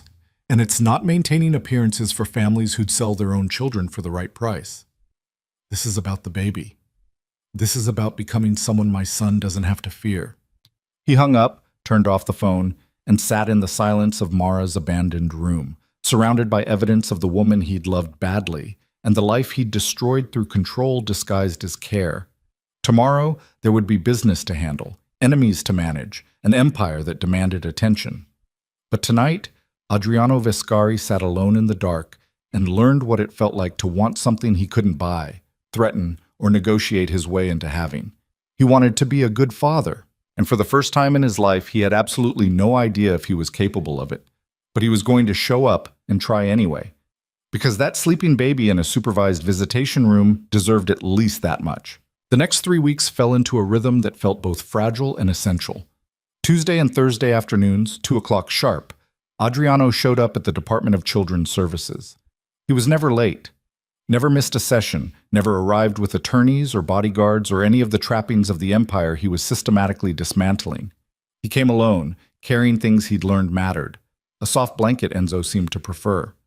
Books about baby development that Susan had recommended. Once a stuffed elephant he'd seen in a shop window and couldn't resist, even though Enzo was too young to care. Mara noticed everything. The way he held their son with increasing confidence, the questions he asked about feeding schedules and sleep patterns, the fact that he'd memorized Enzo's preferences, didn't like being too warm, calmed down faster with gentle bouncing than rocking, made a particular sound when he was about to cry versus just fussing. "You're good at this," she said during the 4th visit, watching Adriano feed Enzo while discussing teething symptoms with Susan like he'd been studying for a medical exam. He glanced up, surprised. "I'm trying." "It shows." She hesitated. "He's starting to recognize you. The way he looks at you changed." Adriano looked down at Enzo, who was indeed watching him with that intense infant focus that suggested brain connections forming, patterns being recognized. "Yeah?" "Yeah." Mara's voice softened despite herself. "You're becoming familiar to him." Something in Adriano's expression cracked open, just briefly, before he controlled it. But Mara saw it anyway. The raw need to matter to this small person, to be more than a stranger with supervised access, to build something real out of the wreckage of everything he'd destroyed. Susan documented it all, the progression, the consistency, the way Adriano showed up, not just physically, but emotionally, engaging with the difficult work of learning to be present without controlling, protective without imprisoning. After the 4th visit, as Mara was packing up, Susan pulled her aside. "He's doing well, better than most fathers in similar situations." "I know." Mara zipped the diaper bag with more force than necessary. "Does that bother you?" "It bothers me that it took losing everything for him to finally show up the right way." She paused. "It bothers me that I had to run, had to hide a pregnancy, had to face childbirth alone before he understood what I'd been trying to tell him for 2 years. Susan nodded. "That's valid. But he is showing up now. The question is what you want to do with that." Mara looked through the observation window where Adriano was still visible, carefully settling Enzo back into the carrier, checking straps twice to ensure they were secure. "I don't know what I want. I know what Enzo needs. A father who's safe, consistent, present. But I don't know if that's who Adriano actually is, or just who he's performing for the court." "Time will tell," Susan said. "Keep watching, keep documenting, trust the process." That evening, Mara returned to the small apartment she'd rented in a quiet Brooklyn neighborhood. It wasn't much. 1 bedroom, aging appliances, neighbors who played music too loud on weekends. But it was hers. Her name on the lease. Her decisions about who entered. Her life, finally, without surveillance or guards or someone monitoring her every movement. She fed Enzo, changed him, settled him in the bassinet beside her bed. He was sleeping better now, longer stretches at night, though she still woke up constantly to check that he was breathing, that he was safe, that the fragile peace she'd built wasn't about to shatter. Her phone buzzed. A text from Diane Foster. Court date scheduled for custody review. 6 weeks from Thursday. Judge wants to evaluate progress and discuss potential modification of visitation terms. Mara stared at the message, heart racing. Modification could mean anything. More visits, longer visits, unsupervised visits. The slow erosion of the boundaries that kept her feeling safe. Or it could mean acknowledgement that Adriano was actually changing, that Enzo deserved more than 2 hours twice a week with his father, that their son's needs were evolving faster than the court's original restrictions. She didn't know which possibility terrified her more. Across the city, Adriano sat in his attorney's office, listening to Marcus outline the same information with significantly more legal jargon and strategic implications. "The judge is clearly leaning toward expanding access," Marcus said, reviewing documents. "Your consistent attendance, completion of all requirements, Positive reports from the social worker. It's building a strong case for unsupervised visitation. What does Mara want? Adriano asked. Marcus blinked. What? Mara. What does she want regarding custody modification? I don't know. Her attorney hasn't indicated. Find out. Adriano leaned forward. I'm not fighting her on this. If she's not comfortable with unsupervised visits, I'm not pushing for them. Adriano, you have rights as a father. The court has already acknowledged the initial restrictions were based on her testimony, which was accurate. Adriano cut him off. Everything she said about how I treated her was true, so I'm not using legal strategy to force access she's not ready to give. Marcus set down his pen with deliberate precision. You're my client, and I respect your choices. But I need to point out that you're essentially conceding ground you've already won. I haven't won anything. Adriano stood, moving to the window that overlooked Manhattan's evening skyline. Winning would be Enzo knowing me without court orders, Mara trusting me without supervision, a relationship built on something other than legal requirements. He turned back. So stop thinking about this like a case to win and start thinking about it like a family to rebuild. Marcus studied him for a long moment. You've changed. I'm trying to. Adriano pulled out his phone, scrolling to photos from the last visitation. Enzo asleep on his shoulder, that perfect weight, that absolute trust. I spent 10 years building an empire. I can spend the next 10 learning to be a decent father. He left the office and headed to his next appointment. Doctor. Winter's brownstone was becoming familiar territory, a place where he could strip away the armor he wore everywhere else and admit to the fear that lived underneath everything. Tell me about this week, Dr. Winter said once he'd settled on her couch. I held my son for 2 hours on Tuesday, 4 hours total this week, and every second I'm terrified I'm going to do something wrong. The words came easier now, after weeks of practice. Not wrong like dropping him or forgetting to burp him, wrong like teaching him the wrong lessons, showing him the wrong model of what strength looks like. What does strength look like to you now? Adriano was quiet, considering. Mara leaving took more strength than staying ever did. She was pregnant, alone, terrified, and she still chose the unknown over my version of safety. That's strength. And what does that tell you about your old definition? That it was bullshit. He smiled without humor. I thought strength was control. Power over circumstances, over people, over outcomes, but that's not strength. That's just fear wearing expensive suits. Dr. Winters leaned back. Fear of what? Losing people, losing control, being vulnerable. He paused. My grandfather's wife left him once. She packed a bag, made it to the airport, and he had her brought back. Not violently, just brought back. Security, lawyers, pressure on her family. She never tried again. She stayed until she died, and I'm pretty sure she was grateful when it finally ended. And you saw that growing up. I saw that love meant ownership, that if you really cared about someone, you made sure they couldn't leave. You protected them from themselves, from their bad decisions, from anything that might take them away from you. His hands clenched. I saw it, recognized it was wrong, swore I'd never do it, and then did exactly the same thing to Mara. But you stopped. She made me stop. By leaving. By refusing to come back. By showing up in that courtroom with my son and making it impossible to pretend I hadn't destroyed everything that mattered. Dr. Winters was quiet for a moment. What are you afraid of now? That I'll get more access to Enzo and default back to old patterns. That I'll start making decisions about his life without consulting Mara. That I'll confuse protecting him with controlling him. He met her eyes. That I'll turn him into another version of me. And what would be different about that? He'd be powerful, successful, probably wealthy. He'd know how to navigate dangerous situations and difficult people. Adriano's voice went quiet. And he'd be completely incapable of real intimacy. He'd drive away anyone who actually loved him because he wouldn't know how to love them back without trying to own them.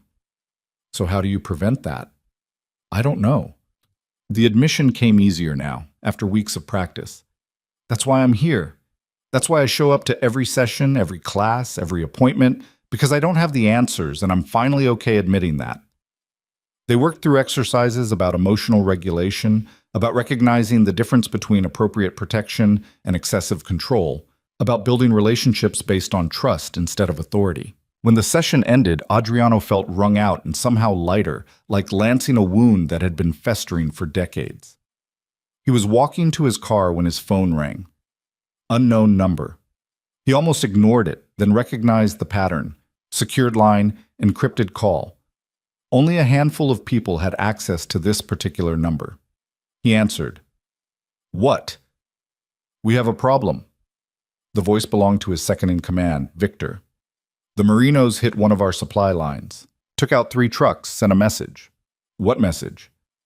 "That you're distracted, weak, and they're taking territory while you're playing father." Adriano's jaw tightened. "They're wrong." "Are they?" Victor's tone carried challenge. "You've missed 4 strategic meetings. You pulled protection from the docks. You're divesting from half our revenue streams. The families are circling, Adriano. They smell blood." "Let them circle." He unlocked his car, slid into the driver's seat. "I'm done playing their games. This isn't a game. This is survival. If you don't respond to the Merinos, everyone else is going to test you. We'll be defending on 12 fronts by next month." "Then defend." Adriano started the engine. "Use the legal channels, the contracts, the legitimate partnerships I've been building. Fight them the right way." "The right way gets people killed when the other side isn't playing by rules." "Then maybe it's time we change the game entirely." He pulled into traffic.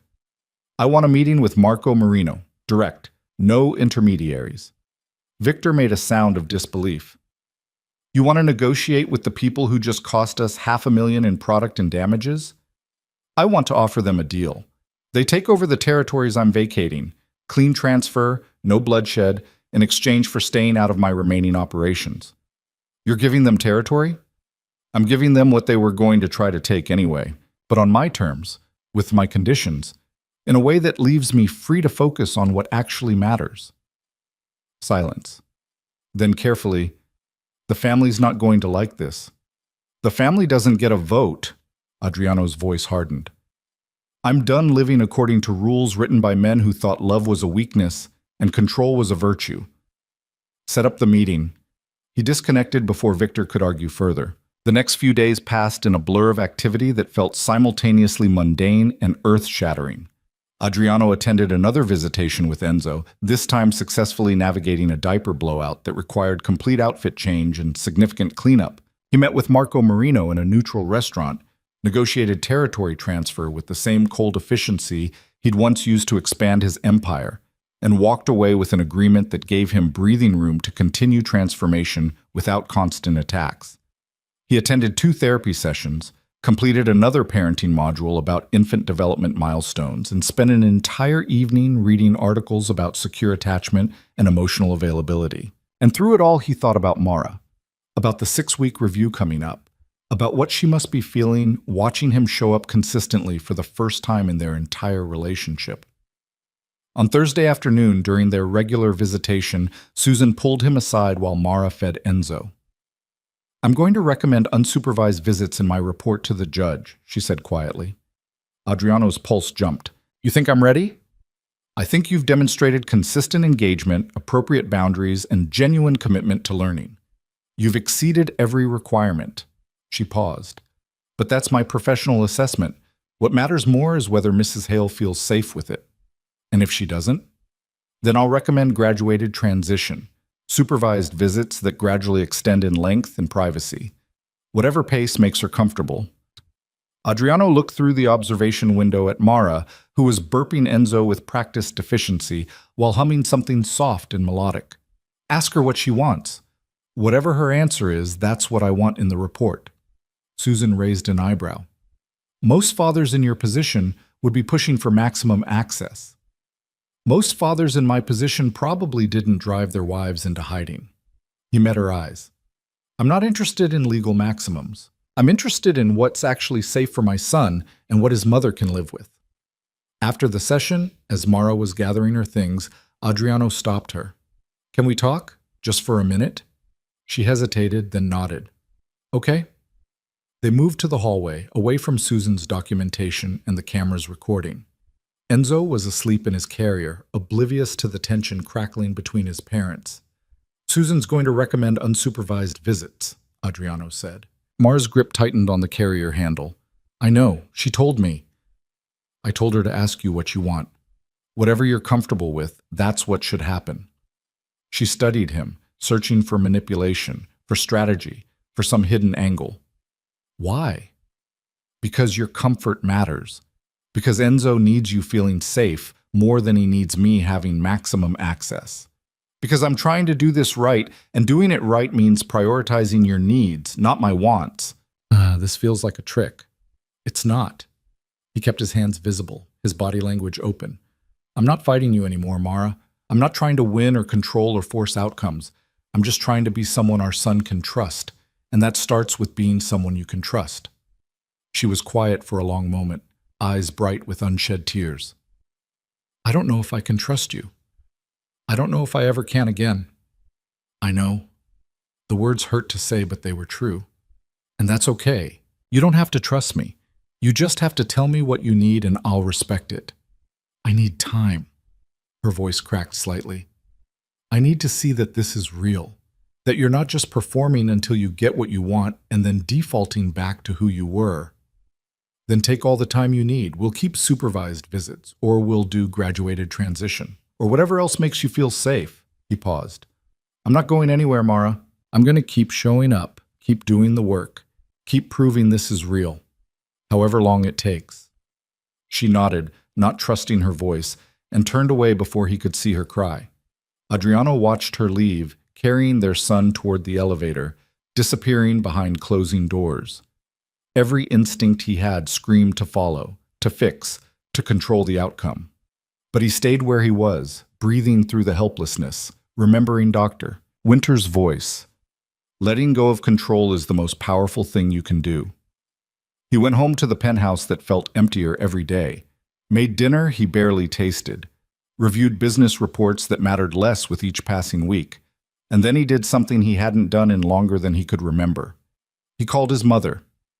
Celeste answered with her usual cool efficiency. I wondered when you'd reach out. I need to say something, and I need you to actually hear it. Adriano kept his voice level. You don't get access to Enzo, not now, probably not ever. And before you argue, you need to understand why. I'm listening. Her tone suggested she was doing no such thing, but Adriano continued anyway. You taught me that love was conditional, that family loyalty mattered more than individual happiness, that weakness was unacceptable and vulnerability was shameful. You taught me to control circumstances and people, to manage outcomes, to eliminate risk even if it meant eliminating freedom. He paused. And those lessons destroyed my marriage. They drove away the woman I loved. They're the reason I'm fighting for supervised access to my own son.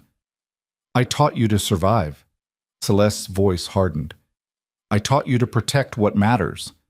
No, you taught me to protect the empire, the reputation, the appearance of power. But you never taught me to protect people's humanity, their autonomy, their right to exist without being managed like assets. That's not fair, Adriano. Everything I did was exactly what your mother-in-law did to you, he interrupted, and what my grandfather did to my grandmother, and what every generation of Vescari men has done to the women they claim to love. But it ends with me. Silence stretched across the line. I'm done, Adriano said quietly. I'm done with the family business as it exists. I'm done with the control and the violence and the justifications. I'm done repeating cycles that destroy people. He paused. And I'm done letting you anywhere near my son until you understand why that matters. You can't, Celeste started. I can, and I am. He softened slightly. I don't hate you, Mom, but I can't have you in Enzo's life teaching him the same lessons that nearly destroyed mine. So until you're ready to examine your own patterns, until you're willing to do the work of changing, you're not welcome. He ended the call before she could respond, blocked the number, and sat in the silence that followed. It should have felt like victory, cutting off the toxic patterns, establishing boundaries, protecting his son from the generational trauma he was still unpacking in therapy. Instead, it felt like grief, because Celeste was still his mother, still the woman who'd raised him alone after his father died, still the only parent he had left, flawed and controlling and damaged by her own history of being managed like an asset. But grief was better than repetition, Loss was better than passing poison to another generation. His phone buzzed. A text from Dr. Winters. Proud of you for having that conversation. Remember, boundaries are love in action, even when they hurt. He stared at the message, then typed back. It hurts a lot. Her response came immediately. That's how you know it's real growth. Comfortable change isn't really change, it's just rearranging furniture. Adriano smiled despite himself, then set the phone down and pulled out his laptop. He had work to do, not the empire-building kind, but the kind that actually mattered. Research on child development, articles about co-parenting after separation, resources for fathers learning to show up after failing spectacularly. He read until his eyes burned, took notes like he was studying for the most important exam of his life. Because in a way, he was. Every visitation was a test. Every choice about respect versus control was a question he had to answer correctly. Every moment with Enzo was an opportunity to prove he could be different than what he'd been. 2 weeks later, the courtroom felt different.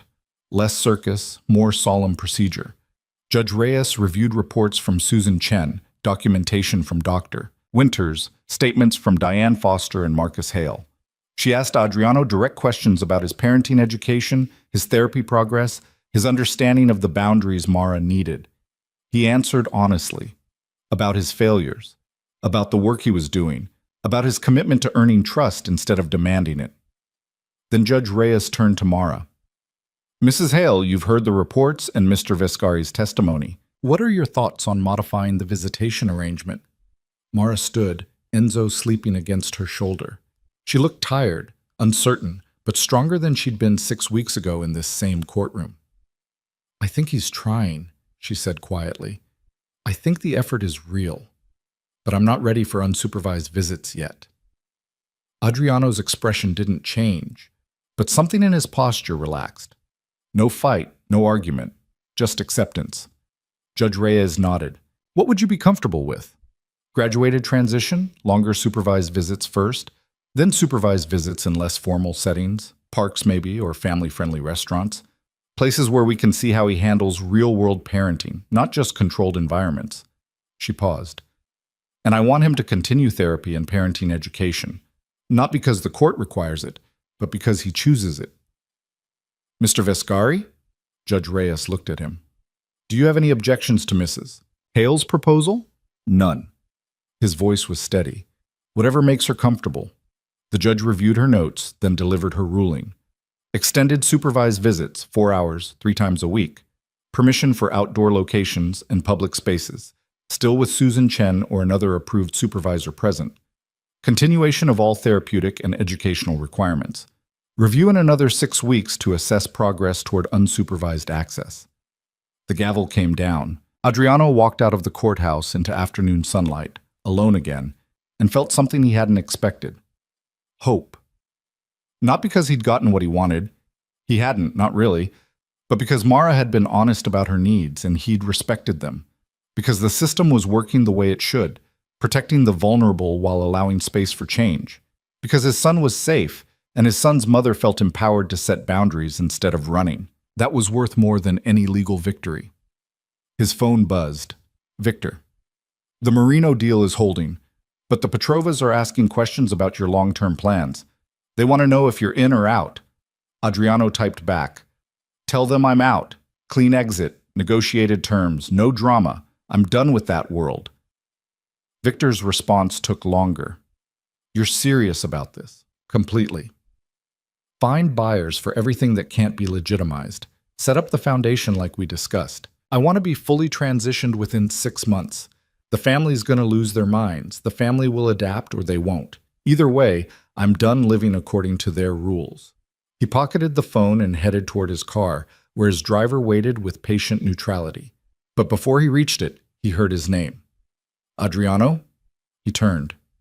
Mara stood on the courthouse steps, Enzo still sleeping against her shoulder, Diane Foster nowhere in sight. His heart stuttered. Is everything okay? I wanted to say something, away from lawyers and judges and documentation. She descended the steps carefully, stopping a few feet away. You could have fought the custody arrangement. You have resources, connections, attorneys who could have torn apart my testimony and made me look unstable. I would never. I know. She cut him off gently. That's what I'm trying to say. You didn't. You respected my boundaries. You did the work without being forced. You showed up for him without trying to own us. Her eyes were bright. That matters. It's the bare minimum of decent behavior. Maybe, but it's more than I expected from you 6 weeks ago. She shifted Enzo slightly. So, thank you for trying, for being consistent, for not making this harder than it already is. Adriano wanted to close the distance between them, to touch her face, to pull her close, and apologize for every moment of the 2 years he'd made her feel like a prisoner. But he stayed where he was, respecting the space she needed. I'm going to keep trying, he said quietly. Keep showing up, keep doing the work. However long it takes to prove this is real. She nodded, eyes searching his face for something she couldn't quite name. I believe you. The words seemed to surprise her as much as him. I'm not ready to trust you, but I believe you're trying, and that's something. Then she turned and walked away, disappearing into the city with their son, leaving Adriano standing on the courthouse steps, feeling both devastated and strangely hopeful, because belief was the first step toward trust, and trust was what he needed to earn if he ever wanted to be more than a supervised visitor in his son's life. He got in the car and headed home, past the penthouse, past the office, past all the monuments to the empire he was systematically dismantling. Instead, he drove to a small park in Brooklyn where children played on swings and parents watched from benches. He sat there for an hour, watching families, studying how fathers interacted with sons, observing the casual affection and easy trust that came from showing up consistently without trying to control every outcome. And he made a promise to the son who wasn't there to hear it. He would become that kind of father, the kind who showed up without agenda, who protected without imprisoning, who loved without needing to own, however long it took, whatever it cost. Even if Mara never trusted him again, even if he spent years in supervised visits earning inches of progress, even if he had to completely destroy the empire his grandfather built to create space for something healthier, he would do it, because Enzo deserved a father who chose him over power, and Adriano Vescari was finally ready to become that man. The extended visit started the following week. 4 hours, 3 times per week, alternating between the Children's Services Office and supervised outings to parks, family restaurants, and public spaces where Adriano could learn to navigate fatherhood in the messy reality of the world instead of controlled environments. Susan Chen documented everything with clinical precision, but even she couldn't hide the gradual shift in dynamics. The way Enzo lit up when Adriano arrived, tiny arms reaching before conscious recognition, should have developed. The way Mara's shoulders loosened incrementally each session, her vigilance softening as Adriano proved himself capable of handling diaper emergencies and feeding schedules without constant supervision. But the real test came on a cold March afternoon when everything nearly fell apart. They were at Prospect Park, Adriano, Mara, Enzo, and Susan observing from a respectful distance. Enzo was 10 weeks old now, more alert, tracking faces and sounds with increasing focus. Adriano pushed the stroller along the path while Mara walked beside him, the awkward silence between them filled with bird calls and distant children's laughter. "He's getting bigger," Adriano said, searching for neutral territory. 3 ounces last week. Mara pulled her jacket tighter against the wind. "The pediatrician says he's right on track." "You found a good doctor?" "Diane helped me connect with a clinic that works with women in transition. They've been incredible." She paused. "They don't ask questions about why I needed a protected address or why his father wasn't at appointments." The words stung, but Adriano absorbed them without defense. "I'm glad you found good care." They walked in silence for another minute. Then Mara spoke again, voice quieter. "I signed the divorce papers. Diane filed them yesterday." Adriano's steps faltered briefly before he recovered. "Okay? That's it? Just okay? What do you want me to say?" He kept his eyes on the path ahead. "That I'm devastated our marriage is ending? I destroyed it long before you signed anything. The paperwork is just making official what I killed 2 years ago." Mara studied his profile. This man who'd once seemed so certain of everything, now navigating every conversation like he was crossing a minefield. "Do you regret marrying me?" "No." The answer came immediately, absolute. I regret how I treated you. I regret every choice I made that taught you my love was dangerous. But I don't regret marrying you. You were the best thing that ever happened to me, and I was too broken to recognize it until you were gone." She looked away, blinking rapidly. "Don't do that." "Do what?" "Say things that make me remember why I fell for you in the first place." Her voice cracked. "It was easier when you were just the villain, just the man who controlled me and broke me and drove me away. But then you show up here week after week, doing the work, being present, saying things that sound like the man I thought I married before I learned who you really were." "Maybe I'm both," Adriano said quietly. "The villain and the man you married. Maybe I've always been both. And you're just seeing the whole picture now instead of the version I wanted you to see." Before Mara could respond, a car pulled up to the curb 20 feet ahead. Black sedan, tinted windows, engine running. Two men got out. Thick builds, expensive suits that didn't quite hide the bulges of concealed weapons. Adriano's entire body went rigid. He recognized them immediately.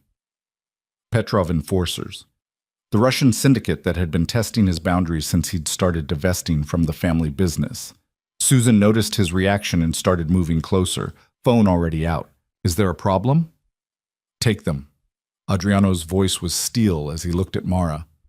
"Take Enzo and go with Susan. Now." "What's happening?" Mara's hand went to the stroller protectively. "Now, Mara." His tone brooked no argument, the commanding presence she remembered from their marriage bleeding through. "Please." The men were approaching, hands visible but posture radiating threat. Susan made a quick assessment, then gripped Mara's arm. "Come on, let's give them space." Mara wanted to argue, but something in Adriano's expression, fear, not for himself but for them, made her nod.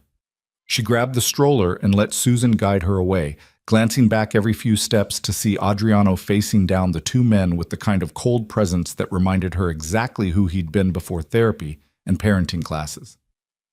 The older enforcer spoke first, accent thick. "Mr. Vescari, been trying to reach you."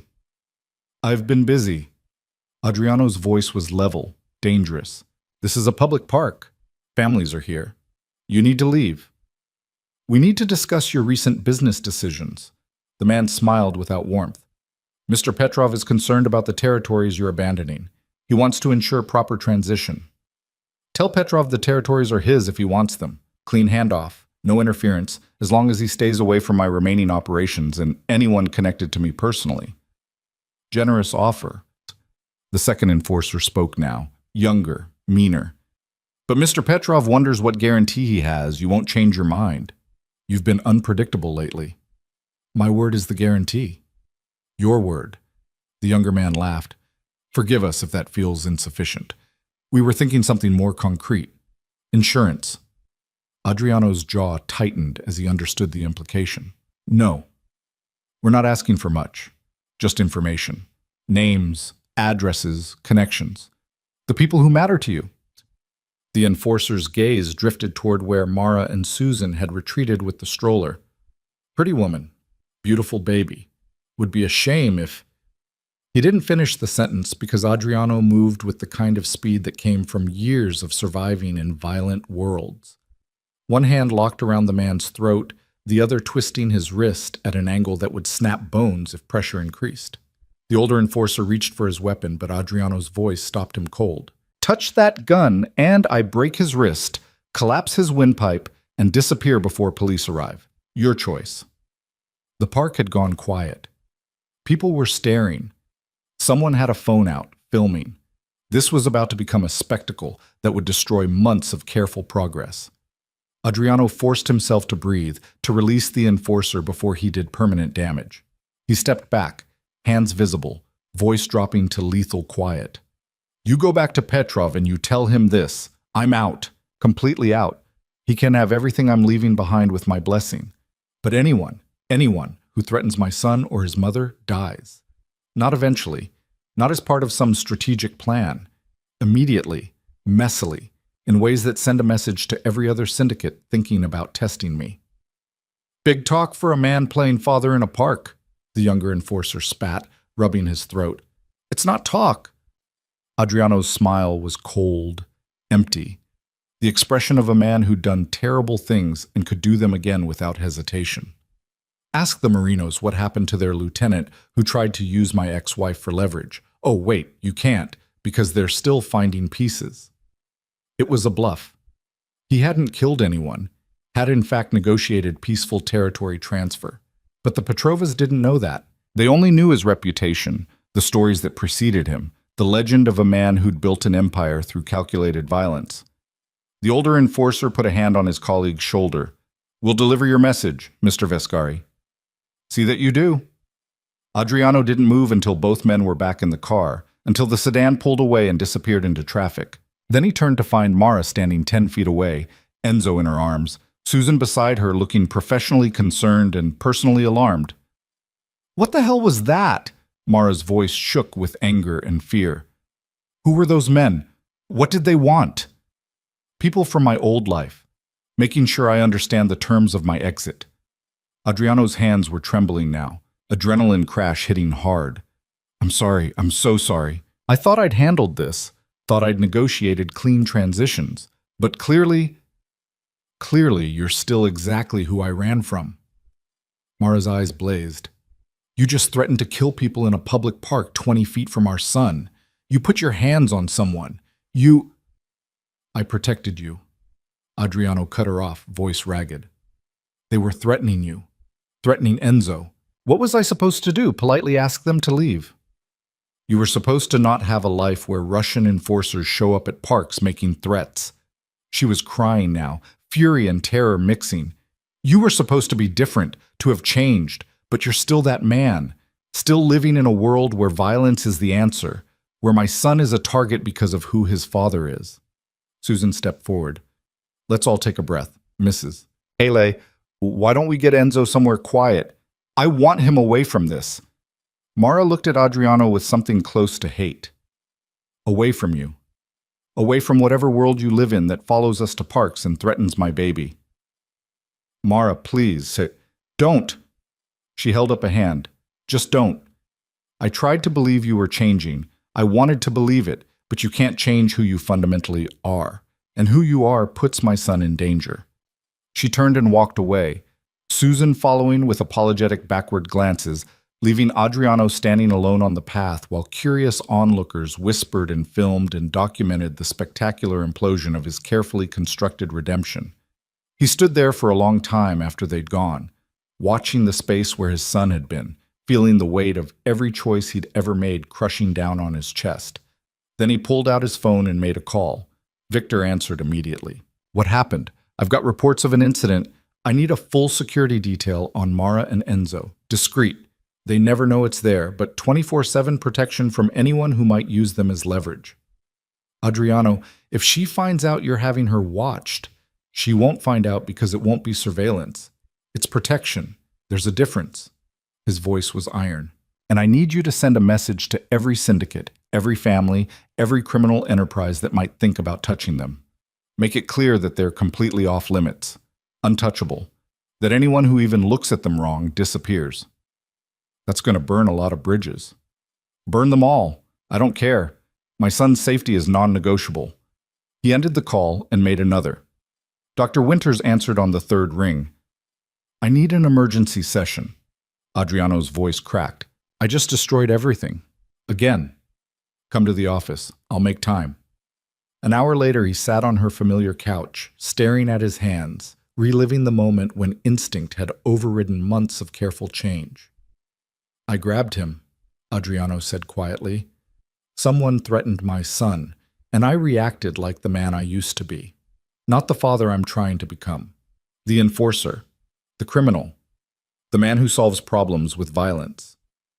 "You were protecting your child from a credible threat, Doctor," Winters said carefully. "That's not the same as the controlling behavior that drove Mara away." "Isn't it? I made a decision about their safety without consulting her. I responded with physical force. I sent her son, our son, the message that violence is how we handle difficult situations." He looked up. "And now she's going to take away access because I proved her right. I am still that man." "Are you?" Dr. Winters leaned forward. "Or are you a man who's still learning to navigate the space between appropriate protection and excessive control?" Who made a split-second decision when his child was threatened and is now examining that decision with genuine remorse? Does the distinction matter? Enzo was still exposed to violence. Mara still saw me become the man she ran from. It matters because growth isn't linear, Adriano. It's messy. You're going to have moments where old patterns emerge, especially in crisis situations. The question is what you do after those moments. I don't know what to do. The admission came out broken. I've spent 3 months doing everything right, showing up, respecting boundaries, doing the work, and one moment destroyed it all. Did it? Or did it just reveal that you still have work to do? That the world you're trying to leave doesn't let go easily? She paused. You can't control how Mara reacts to what happened today, but you can control how you respond to her reaction. He thought about that, about the terror he'd felt watching those men approach, knowing what they represented, understanding viscerally that his past would always be a threat to his son's present, about Mara's face when she'd seen him grab the enforcer, the way hope had died in her eyes. She'll never trust me now, he said quietly. Maybe not today, maybe not next week. But if you continue showing up, continue doing the work, continue proving that you understand the difference between protection and control, she might trust you eventually. Dr. Winters met his eyes. The question is whether you're willing to keep trying even when it feels hopeless. Adriano left the session with no clear answers, just the determination to keep showing up even if Mara wanted him gone. He drove home through evening traffic, watching the city lights blur past, thinking about the impossible task of building trust after destroying it so completely. His phone rang. Diane Foster. He answered with trepidation. I know she wants to suspend visits, I understand, but please tell her she doesn't want to suspend visits, Diane interrupted. She wants to talk to you, in person, tonight. Adriano's pulse jumped. Where? Her apartment. She's making an exception to the protected address, because she says this conversation needs to happen without supervisors or documentation. A pause. I'm going to text you the address. But Adriano, if you do anything to make her regret this decision, I will personally ensure you never see your son again. Are we clear? Crystal. The address came through moments later. A modest building in a quiet Brooklyn neighborhood, the kind of place where people lived normal lives far removed from penthouse fortresses and criminal empires. Adriano stood outside her door for a full minute before knocking, heart pounding in a way that had nothing to do with danger and everything to do with the terrifying vulnerability of caring what someone thought of him. Mara opened the door. She looked exhausted, eyes red from crying, but composed. Come in. The apartment was small but carefully made into a home. Books on shelves, photos on walls, Enzo's bassinet visible through the bedroom door. It smelled like her. That faint scent of jasmine and something clean he'd never been able to name. He's sleeping, she said quietly. We have maybe an hour before he wakes up. Adriano stood awkwardly in the tiny living room, this space that was wholly hers, built without him, representing the life she'd chosen over everything he could offer. Sit. She gestured to the couch. We need to talk. He sat. She remained standing, arms crossed, that defensive posture he remembered from their marriage whenever she'd gathered courage to confront him. I've been thinking about today, she started. About what happened. About my reaction. About everything. Mara, I'm sorry. Let me finish. Her voice was firm.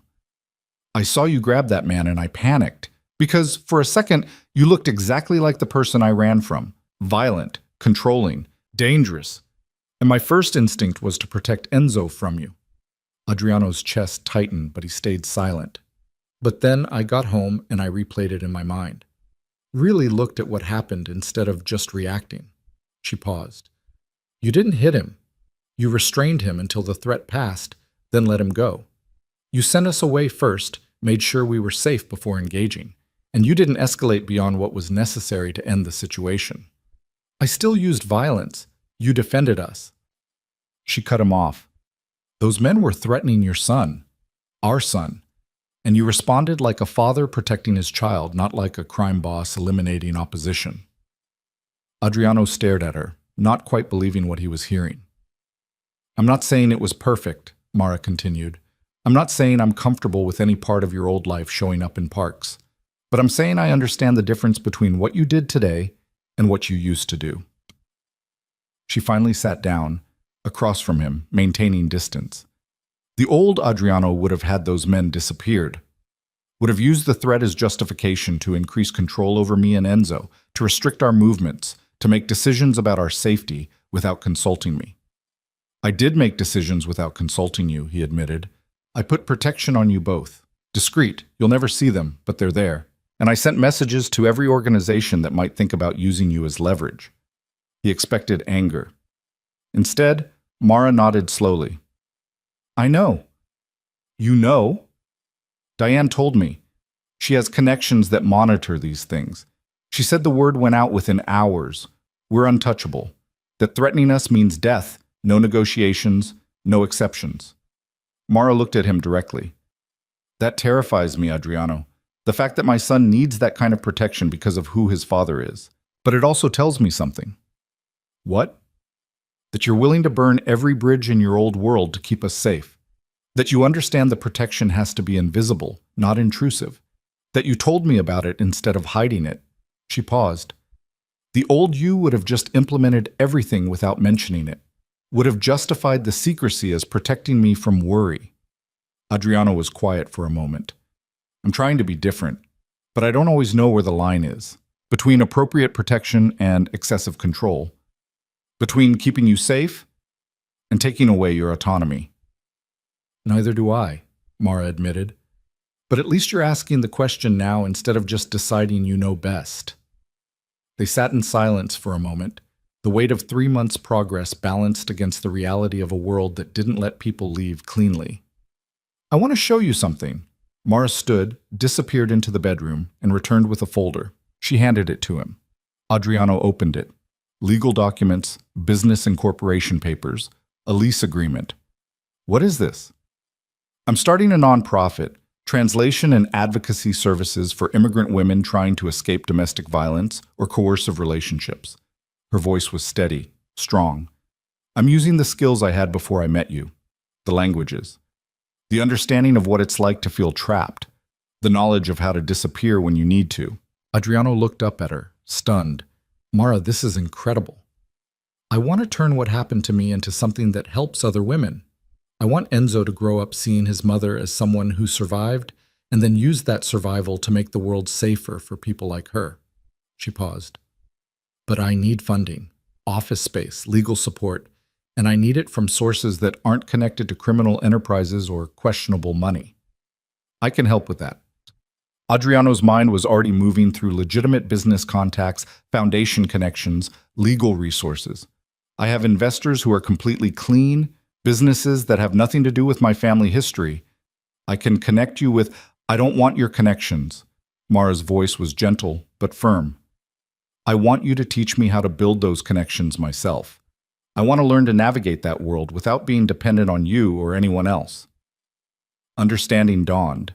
You want to be partners, not in the romantic sense, but in the practical sense.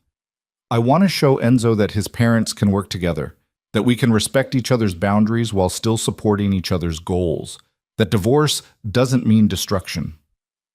She met his eyes. Can you do that? Can you help me build something without taking it over? Can you offer support without making me dependent? Adriano thought about all the times he'd failed to do exactly that. All the ways he'd confused helping with controlling, supporting with managing, loving with owning. I don't know, he said honestly, but I want to try. Mara smiled, just barely. That's all I'm asking, the willingness to try. A sound came from the bedroom, Enzo waking up, making those small, fussy noises that preceded real crying. Do you want to get him? Mara asked. Are you sure? You're his father, and this is a safe space, our space. I think it's time you saw where your son actually lives, instead of only knowing him in supervised environments.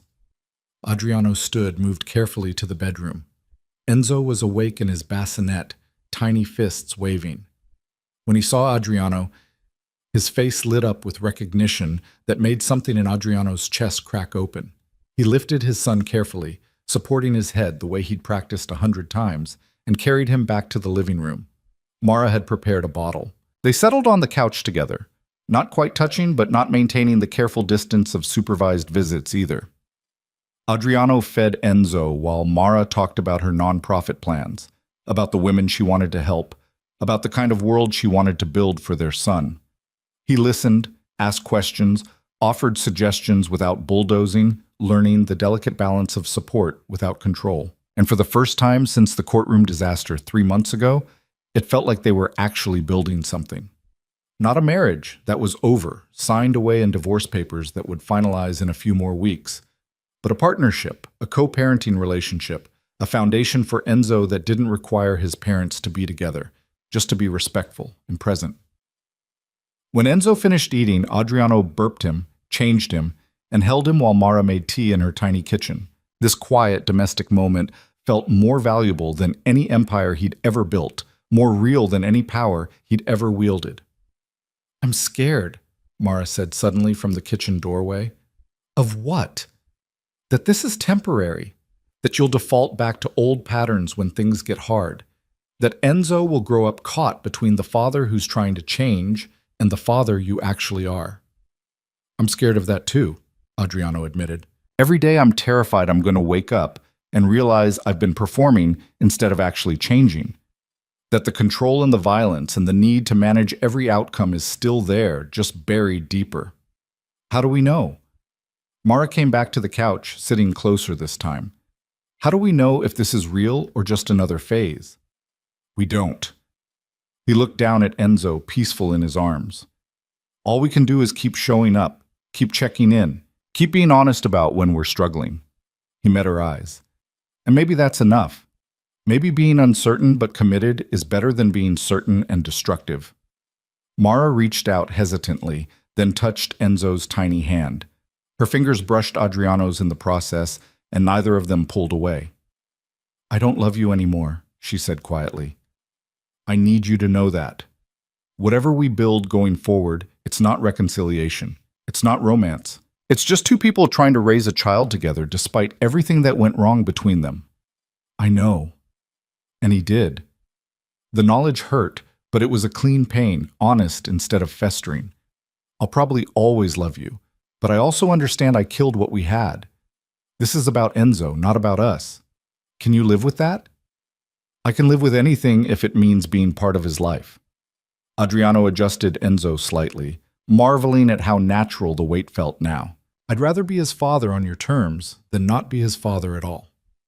They stayed like that for another hour, talking quietly while Enzo dozed, making plans for the nonprofit, discussing how to handle inevitable challenges, negotiating boundaries that respected both their needs.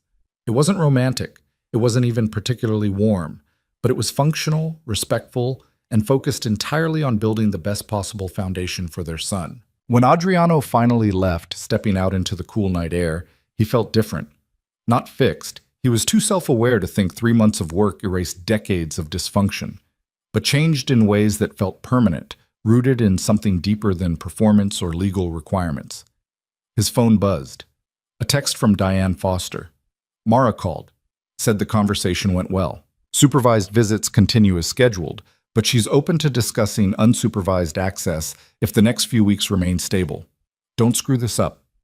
Adriano smiled despite the exhaustion crushing down on him.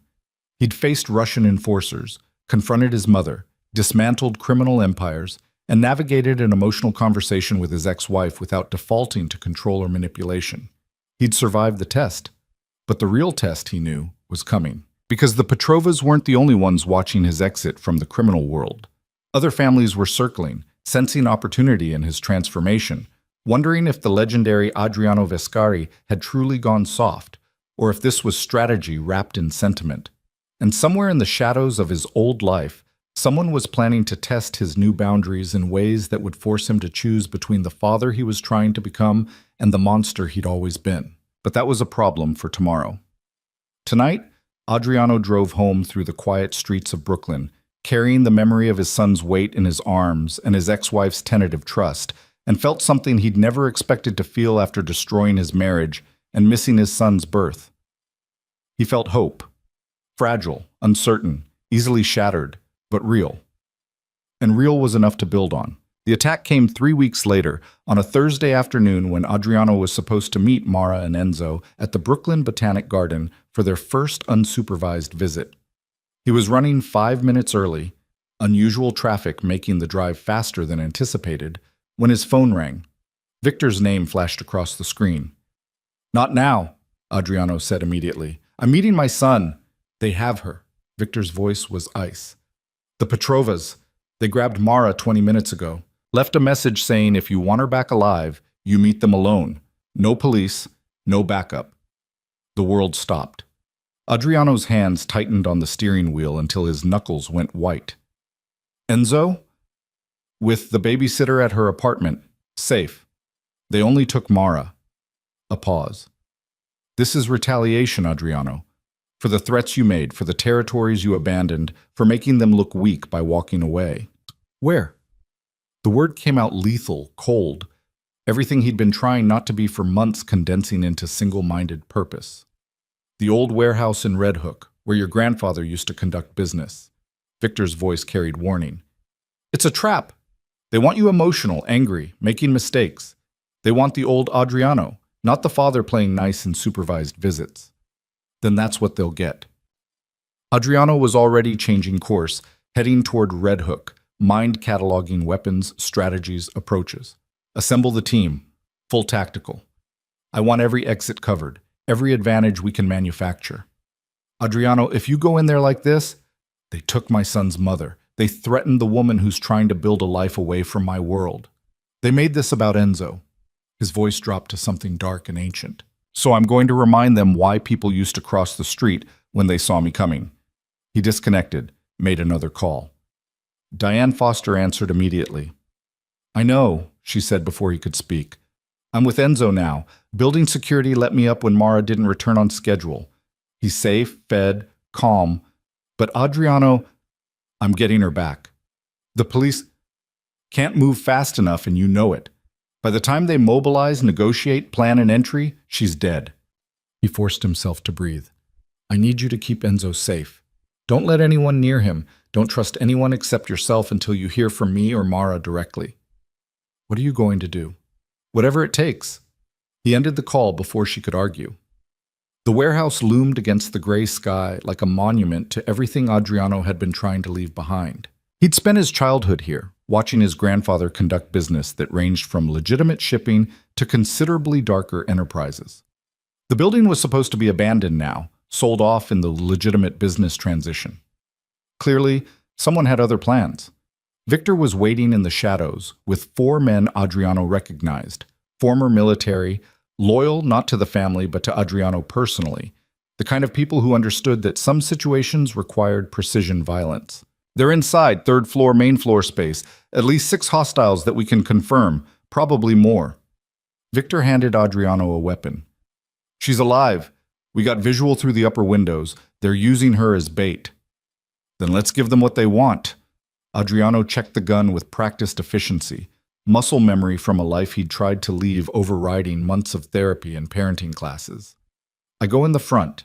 You take your team through the service entrance. Wait for my signal, then close the trap." "This is exactly what they want you to do." "I know." Adriano met his second's eyes. "But they made a critical miscalculation. They think the old Adriano was more dangerous than the new one. They're wrong." He entered through the main door, hands visible, weapon holstered but accessible.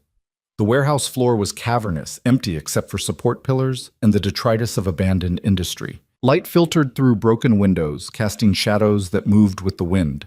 Mara was in the center of the space, zip-tied to a chair, a gag in her mouth. Her face was bruised, one eye swelling shut, blood dried at the corner of her mouth.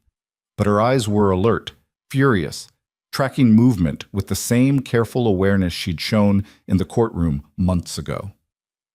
6 men surrounded her, weapons visible, confident in their numbers and position.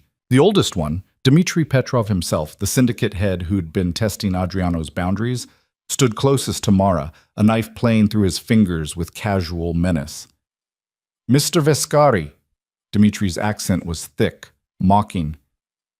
"So good of you to join us. We were beginning to think fatherhood had made you soft." "Let her go."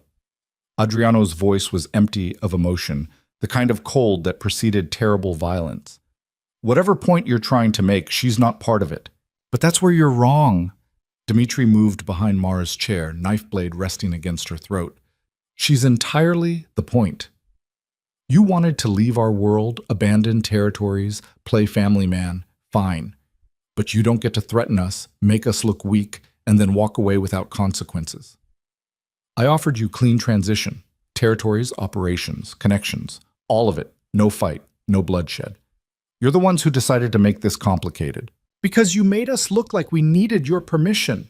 Dimitri's composure cracked slightly. The great Adriano Vescari, gifting us territories like we're children receiving allowance. You humiliated us. And this is your response? Kidnapping a woman who has nothing to do with business disputes? Threatening a mother? Adriano took a step closer, hands still visible. You're not making yourselves look stronger, Dimitri. You're making yourselves look desperate. The knife pressed harder against Mara's throat. A thin line of blood appeared. Adriano stopped moving. Careful. You draw any more blood, and this stops being a negotiation. What are you going to do? Dimitri laughed. You're outnumbered, outgunned, and your reputation for mercy is well documented lately. The old Adriano would have burned this building down with everyone inside. But the new Adriano, the father, the man in therapy? He leaned closer to Mara. I don't think he has it in him anymore. You're right, Adriano said quietly. The old Adriano would have killed everyone without conversation. He would have made this brutal, public, a message that discouraged future challenges. He paused, and his smile was terrible. The new Adriano is going to be much worse, because I have something to lose now. And men with everything to lose are significantly more dangerous than men with nothing but pride. He moved before Dimitri could process the threat, one hand going for his weapon while the other triggered the signal device in his pocket. Victor and the team burst through the service entrance with tactical precision. The warehouse exploded into chaos, but Adriano's focus remained singular. He put down 2 of Dimitri's men with shots that were clinical, efficient, designed to incapacitate rather than kill. Not mercy, just pragmatism. Dead men couldn't testify to kidnapping and assault when this inevitably became a legal matter. Dimitri yanked Mara up as a shield, knife still at her throat. Stop, or she dies. Adriano froze, weapon trained but unable to fire without risking her. Victor and the team had subdued the other enforcers, but Dimitri was backing toward a side exit, dragging Mara with him. You think you can leave this life? Dimitri shouted, desperation bleeding through. You think you can just walk away and build a normal existence? This world doesn't let people go, Vescari. It follows you. It infects everything you touch. Your son will grow up in shadows. Your woman will never be safe, and you'll always be looking over your shoulder. You're wrong. Adriano lowered his weapon slowly, deliberately. This world only has power if I let it. If I choose violence over law, revenge over justice, the old ways over new possibilities. What are you doing? Dimitri's confusion was evident. I'm choosing differently. Adriano pulled out his phone with his free hand, keeping movement slow and visible. I'm calling the police, the FBI, every legitimate authority who's been building a case against your organization for the past 18 months. I'm handing them a kidnapping, assault, and about 6 witnesses who will testify in exchange for reduced charges on their own crimes. You're bluffing. Am I? Adriano pressed dial, because the old Adriano would have killed you all and buried the evidence. The new Adriano recognizes that legal consequences are more permanent than street justice, that putting you in prison for 20 years is more effective than putting you in the ground.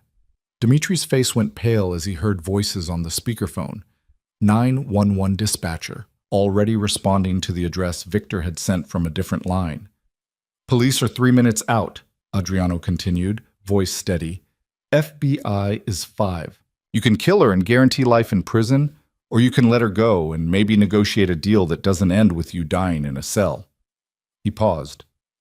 Your choice, but choose fast. The knife trembled against Mara's throat. She was absolutely still, breathing shallow, eyes locked on Adriano's with trust he hadn't earned but desperately needed to honor. They'll never convict me, but Dimitri's voice lacked conviction. They will, because I'm going to testify. I'm going to cooperate fully with federal prosecutors. I'm going to give them everything they need about your operations, your connections, your money laundering through legitimate shipping. Adriano smiled without warmth. I was going to let you have my old territories and disappear quietly, but you made this personal. You threatened my son's mother, so now I'm going to make sure you spend the rest of your life regretting that decision." Sirens wailed in the distance, growing louder. Dmitri made his choice. He released Mara, shoving her toward Adriano, and bolted for the exit. Victor moved to pursue, but Adriano held up a hand. "Let him run. Police will pick him up within the hour. I want him prosecuted, not martyred." He caught Mara as she stumbled, hands immediately going to the zip ties binding her wrists. Victor tossed him a knife, and he cut through the plastic, removed the gag, checking her for injuries with hands that shook despite his outward calm. "Are you hurt? Did they—" "I'm okay." Her voice was hoarse, rough from the gag. "Bruised, scared, but okay." She looked up at him, eyes bright with unshed tears. "You came for me." "Of course I came for you. Did you think I wouldn't? You could have killed them all. The old you would have. But you chose the legal route, even when I was in danger, even when they deserved worse." She touched his face with trembling fingers. "You really have changed." Police burst through the doors, weapons drawn, shouting commands. Adriano raised his hand slowly, stepping away from his own weapon, making himself non-threatening even though every cell in his body screamed to fight, to protect, to control the situation. "My name is Adriano Vescari. I'm the one who called this in. The woman needs medical attention. The men on the floor are the kidnappers. I'm willing to give a full statement and cooperate completely with the investigation." The next hours passed in a blur of EMTs, police statements, FBI agents who arrived with recording equipment and very specific questions about Dmitry Petrov's organization. Adriano answered everything, holding nothing back, burning every bridge to his old life with testimonial napalm. Mara was treated for her injuries, minor cuts, bruising, shock, but nothing permanent. She insisted on staying for his interview, sitting beside him in the precinct conference room, silent support while he dismantled an empire. When it was finally over, when the agents had everything they needed and Dmitri was in custody along with 5 of his men, Adriano and Mara stepped out into dawn light. Neither had slept. Both looked like they'd survived something that should have destroyed them. "I need to see Enzo," Mara said immediately. "Diane has him. He's safe, fed." She sent updates every hour. Adriano pulled out his phone, showing her the photos. Enzo sleeping peacefully, unaware his mother had been in danger. Mara started crying then, the delayed shock finally hitting. Adriano pulled her close without thinking, and for the first time in months, she let him. She buried her face in his chest and sobbed while he held her, not with possession or control, but with the desperate gratitude of someone who'd almost lost something irreplaceable. "I'm sorry," he said into her hair. "I'm so sorry my world touched you like this. I thought I'd handled the transition, thought I'd made it safe." "Stop!" She pulled back, wiping her eyes. "You saved me. You chose the right way, even when the old way would have been easier. You proved that the change is real. It almost got you killed. But it didn't.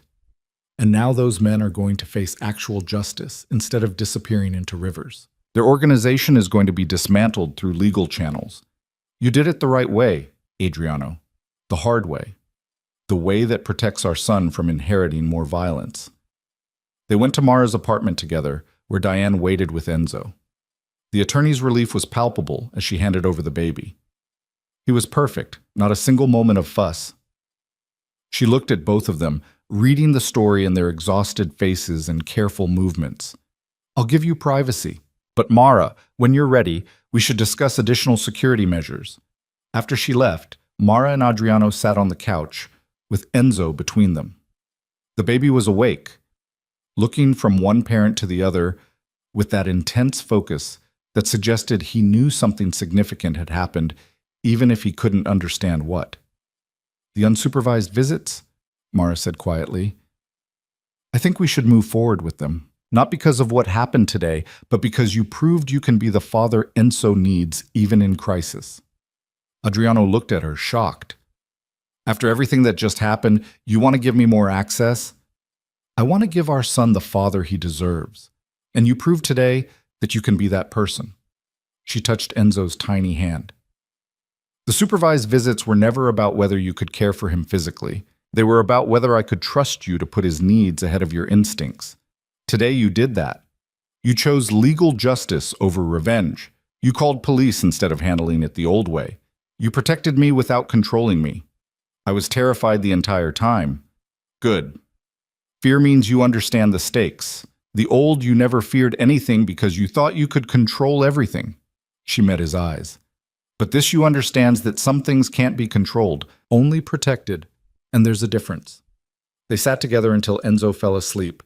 Then Mara showed Adriano how to lay him in the bassinet without waking him, how to adjust the blanket just right, all the small rituals of putting a baby to sleep that fathers usually learned gradually instead of in supervised sessions.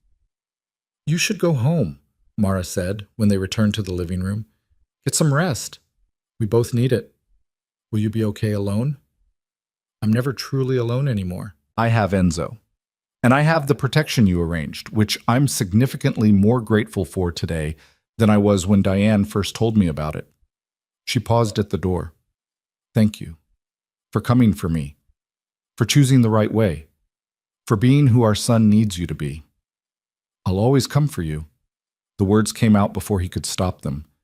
"Not because I own you or control you, but because you matter. Because Enzo needs his mother. Because despite everything I destroyed, you're still important to me." Mara's expression softened. "I know. And someday, maybe that won't terrify me." Over the following weeks, the legal machinery ground forward with relentless efficiency. Dmitry Petrov and his organization faced federal charges: kidnapping, assault, racketeering, money laundering. Adriano's testimony, combined with evidence seized in raids, built an ironclad case that would put them away for decades. The media coverage was intense but managed.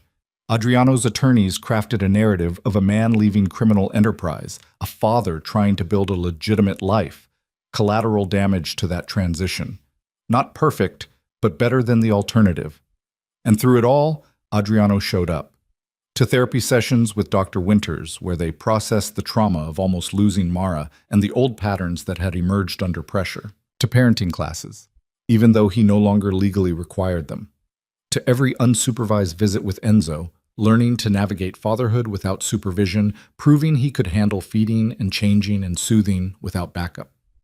The divorce was finalized on a Tuesday morning in June. Mara and Adriano stood before a different judge in a different courtroom, signing papers that officially ended their marriage while establishing co-parenting arrangements that gave them shared custody, flexible visitation, and mutual respect.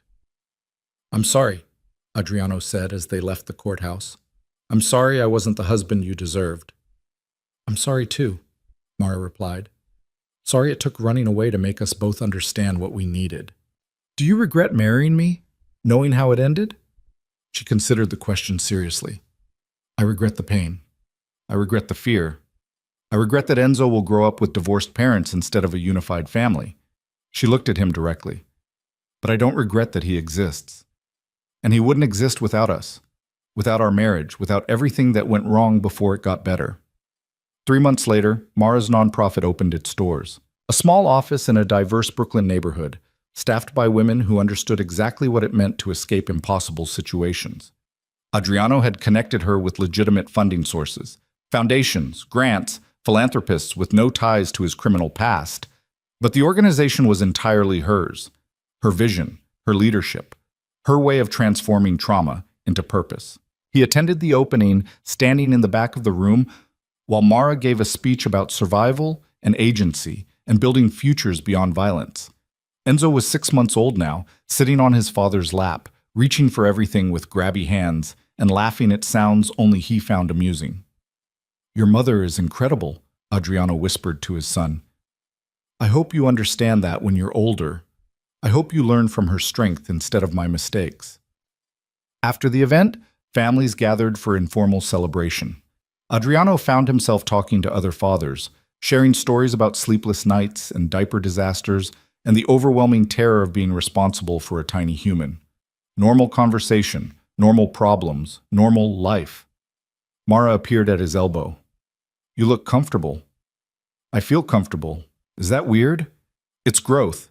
She reached for Enzo, who went to her with reaching arms and delighted sounds. "I have something to tell you." Adriano's heart jumped.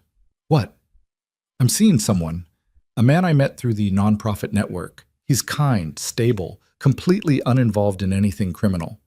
She said it quickly, like ripping off a bandage. I wanted you to hear it from me before Enzo mentions him, though he's too young to really understand yet. It hurt. Of course it hurt. But Adriano forced himself to breathe through it, to recognize that pain without letting it become controlling. Are you happy? I'm hopeful, which is more than I've been in a long time. Then I'm happy for you. And he meant it, even through the ache. You deserve someone who gets it right the first time instead of learning through catastrophic failure. You're getting it right now, with Enzo. That matters. It's not enough to make up for what I did to you. No, she agreed. But it's enough to build a future on, not together romantically, but as partners in raising him. She paused. Can you handle that? Me with someone else? You rebuilding alone? Adriano looked at Enzo, who was playing with his mother's necklace and babbling in that language only babies spoke. I can handle anything if it means being part of his life. And if you're happy, that makes his life better. So yes, I can handle it. That evening, Adriano returned to his penthouse, significantly downsized from the fortress he'd occupied during his marriage, now just a comfortable apartment suitable for a single father with weekend custody. He'd sold most of the ostentatious furniture, the expensive art, the trappings of empire. What remained was simple, functional, and covered in baby gear. He checked his phone. Messages from Victor about the final stages of business transition. The last criminal enterprises were being divested, legitimate operations were thriving under professional management, and the Vescari name was slowly being rebuilt as something other than a threat. A text from Dr. Winters. Proud of how you handled the news about Mara. That's real growth. Another from Diane Foster. Custody evaluation next month. Keep doing what you're doing. And finally, one from a number he almost didn't recognize, his mother. He'd unblocked her weeks ago, though they still hadn't spoken. The message was simple. I saw the news about Mara's nonprofit, about your testimony that put Petrov away, about the man you're becoming. I'm proud of you. When you're ready, I'd like to meet my grandson. Adriano stared at the message for a long time. His first instinct was to refuse, to maintain the boundary, to protect Enzo from the toxic patterns he'd inherited from her. But then he thought about what Dr. Winters had said about generational trauma only breaking when someone chose to break it, about the difference between protection and isolation, about giving people the chance to change, the same way Mara had given him that chance. He typed back, working on becoming someone worthy of introducing to him.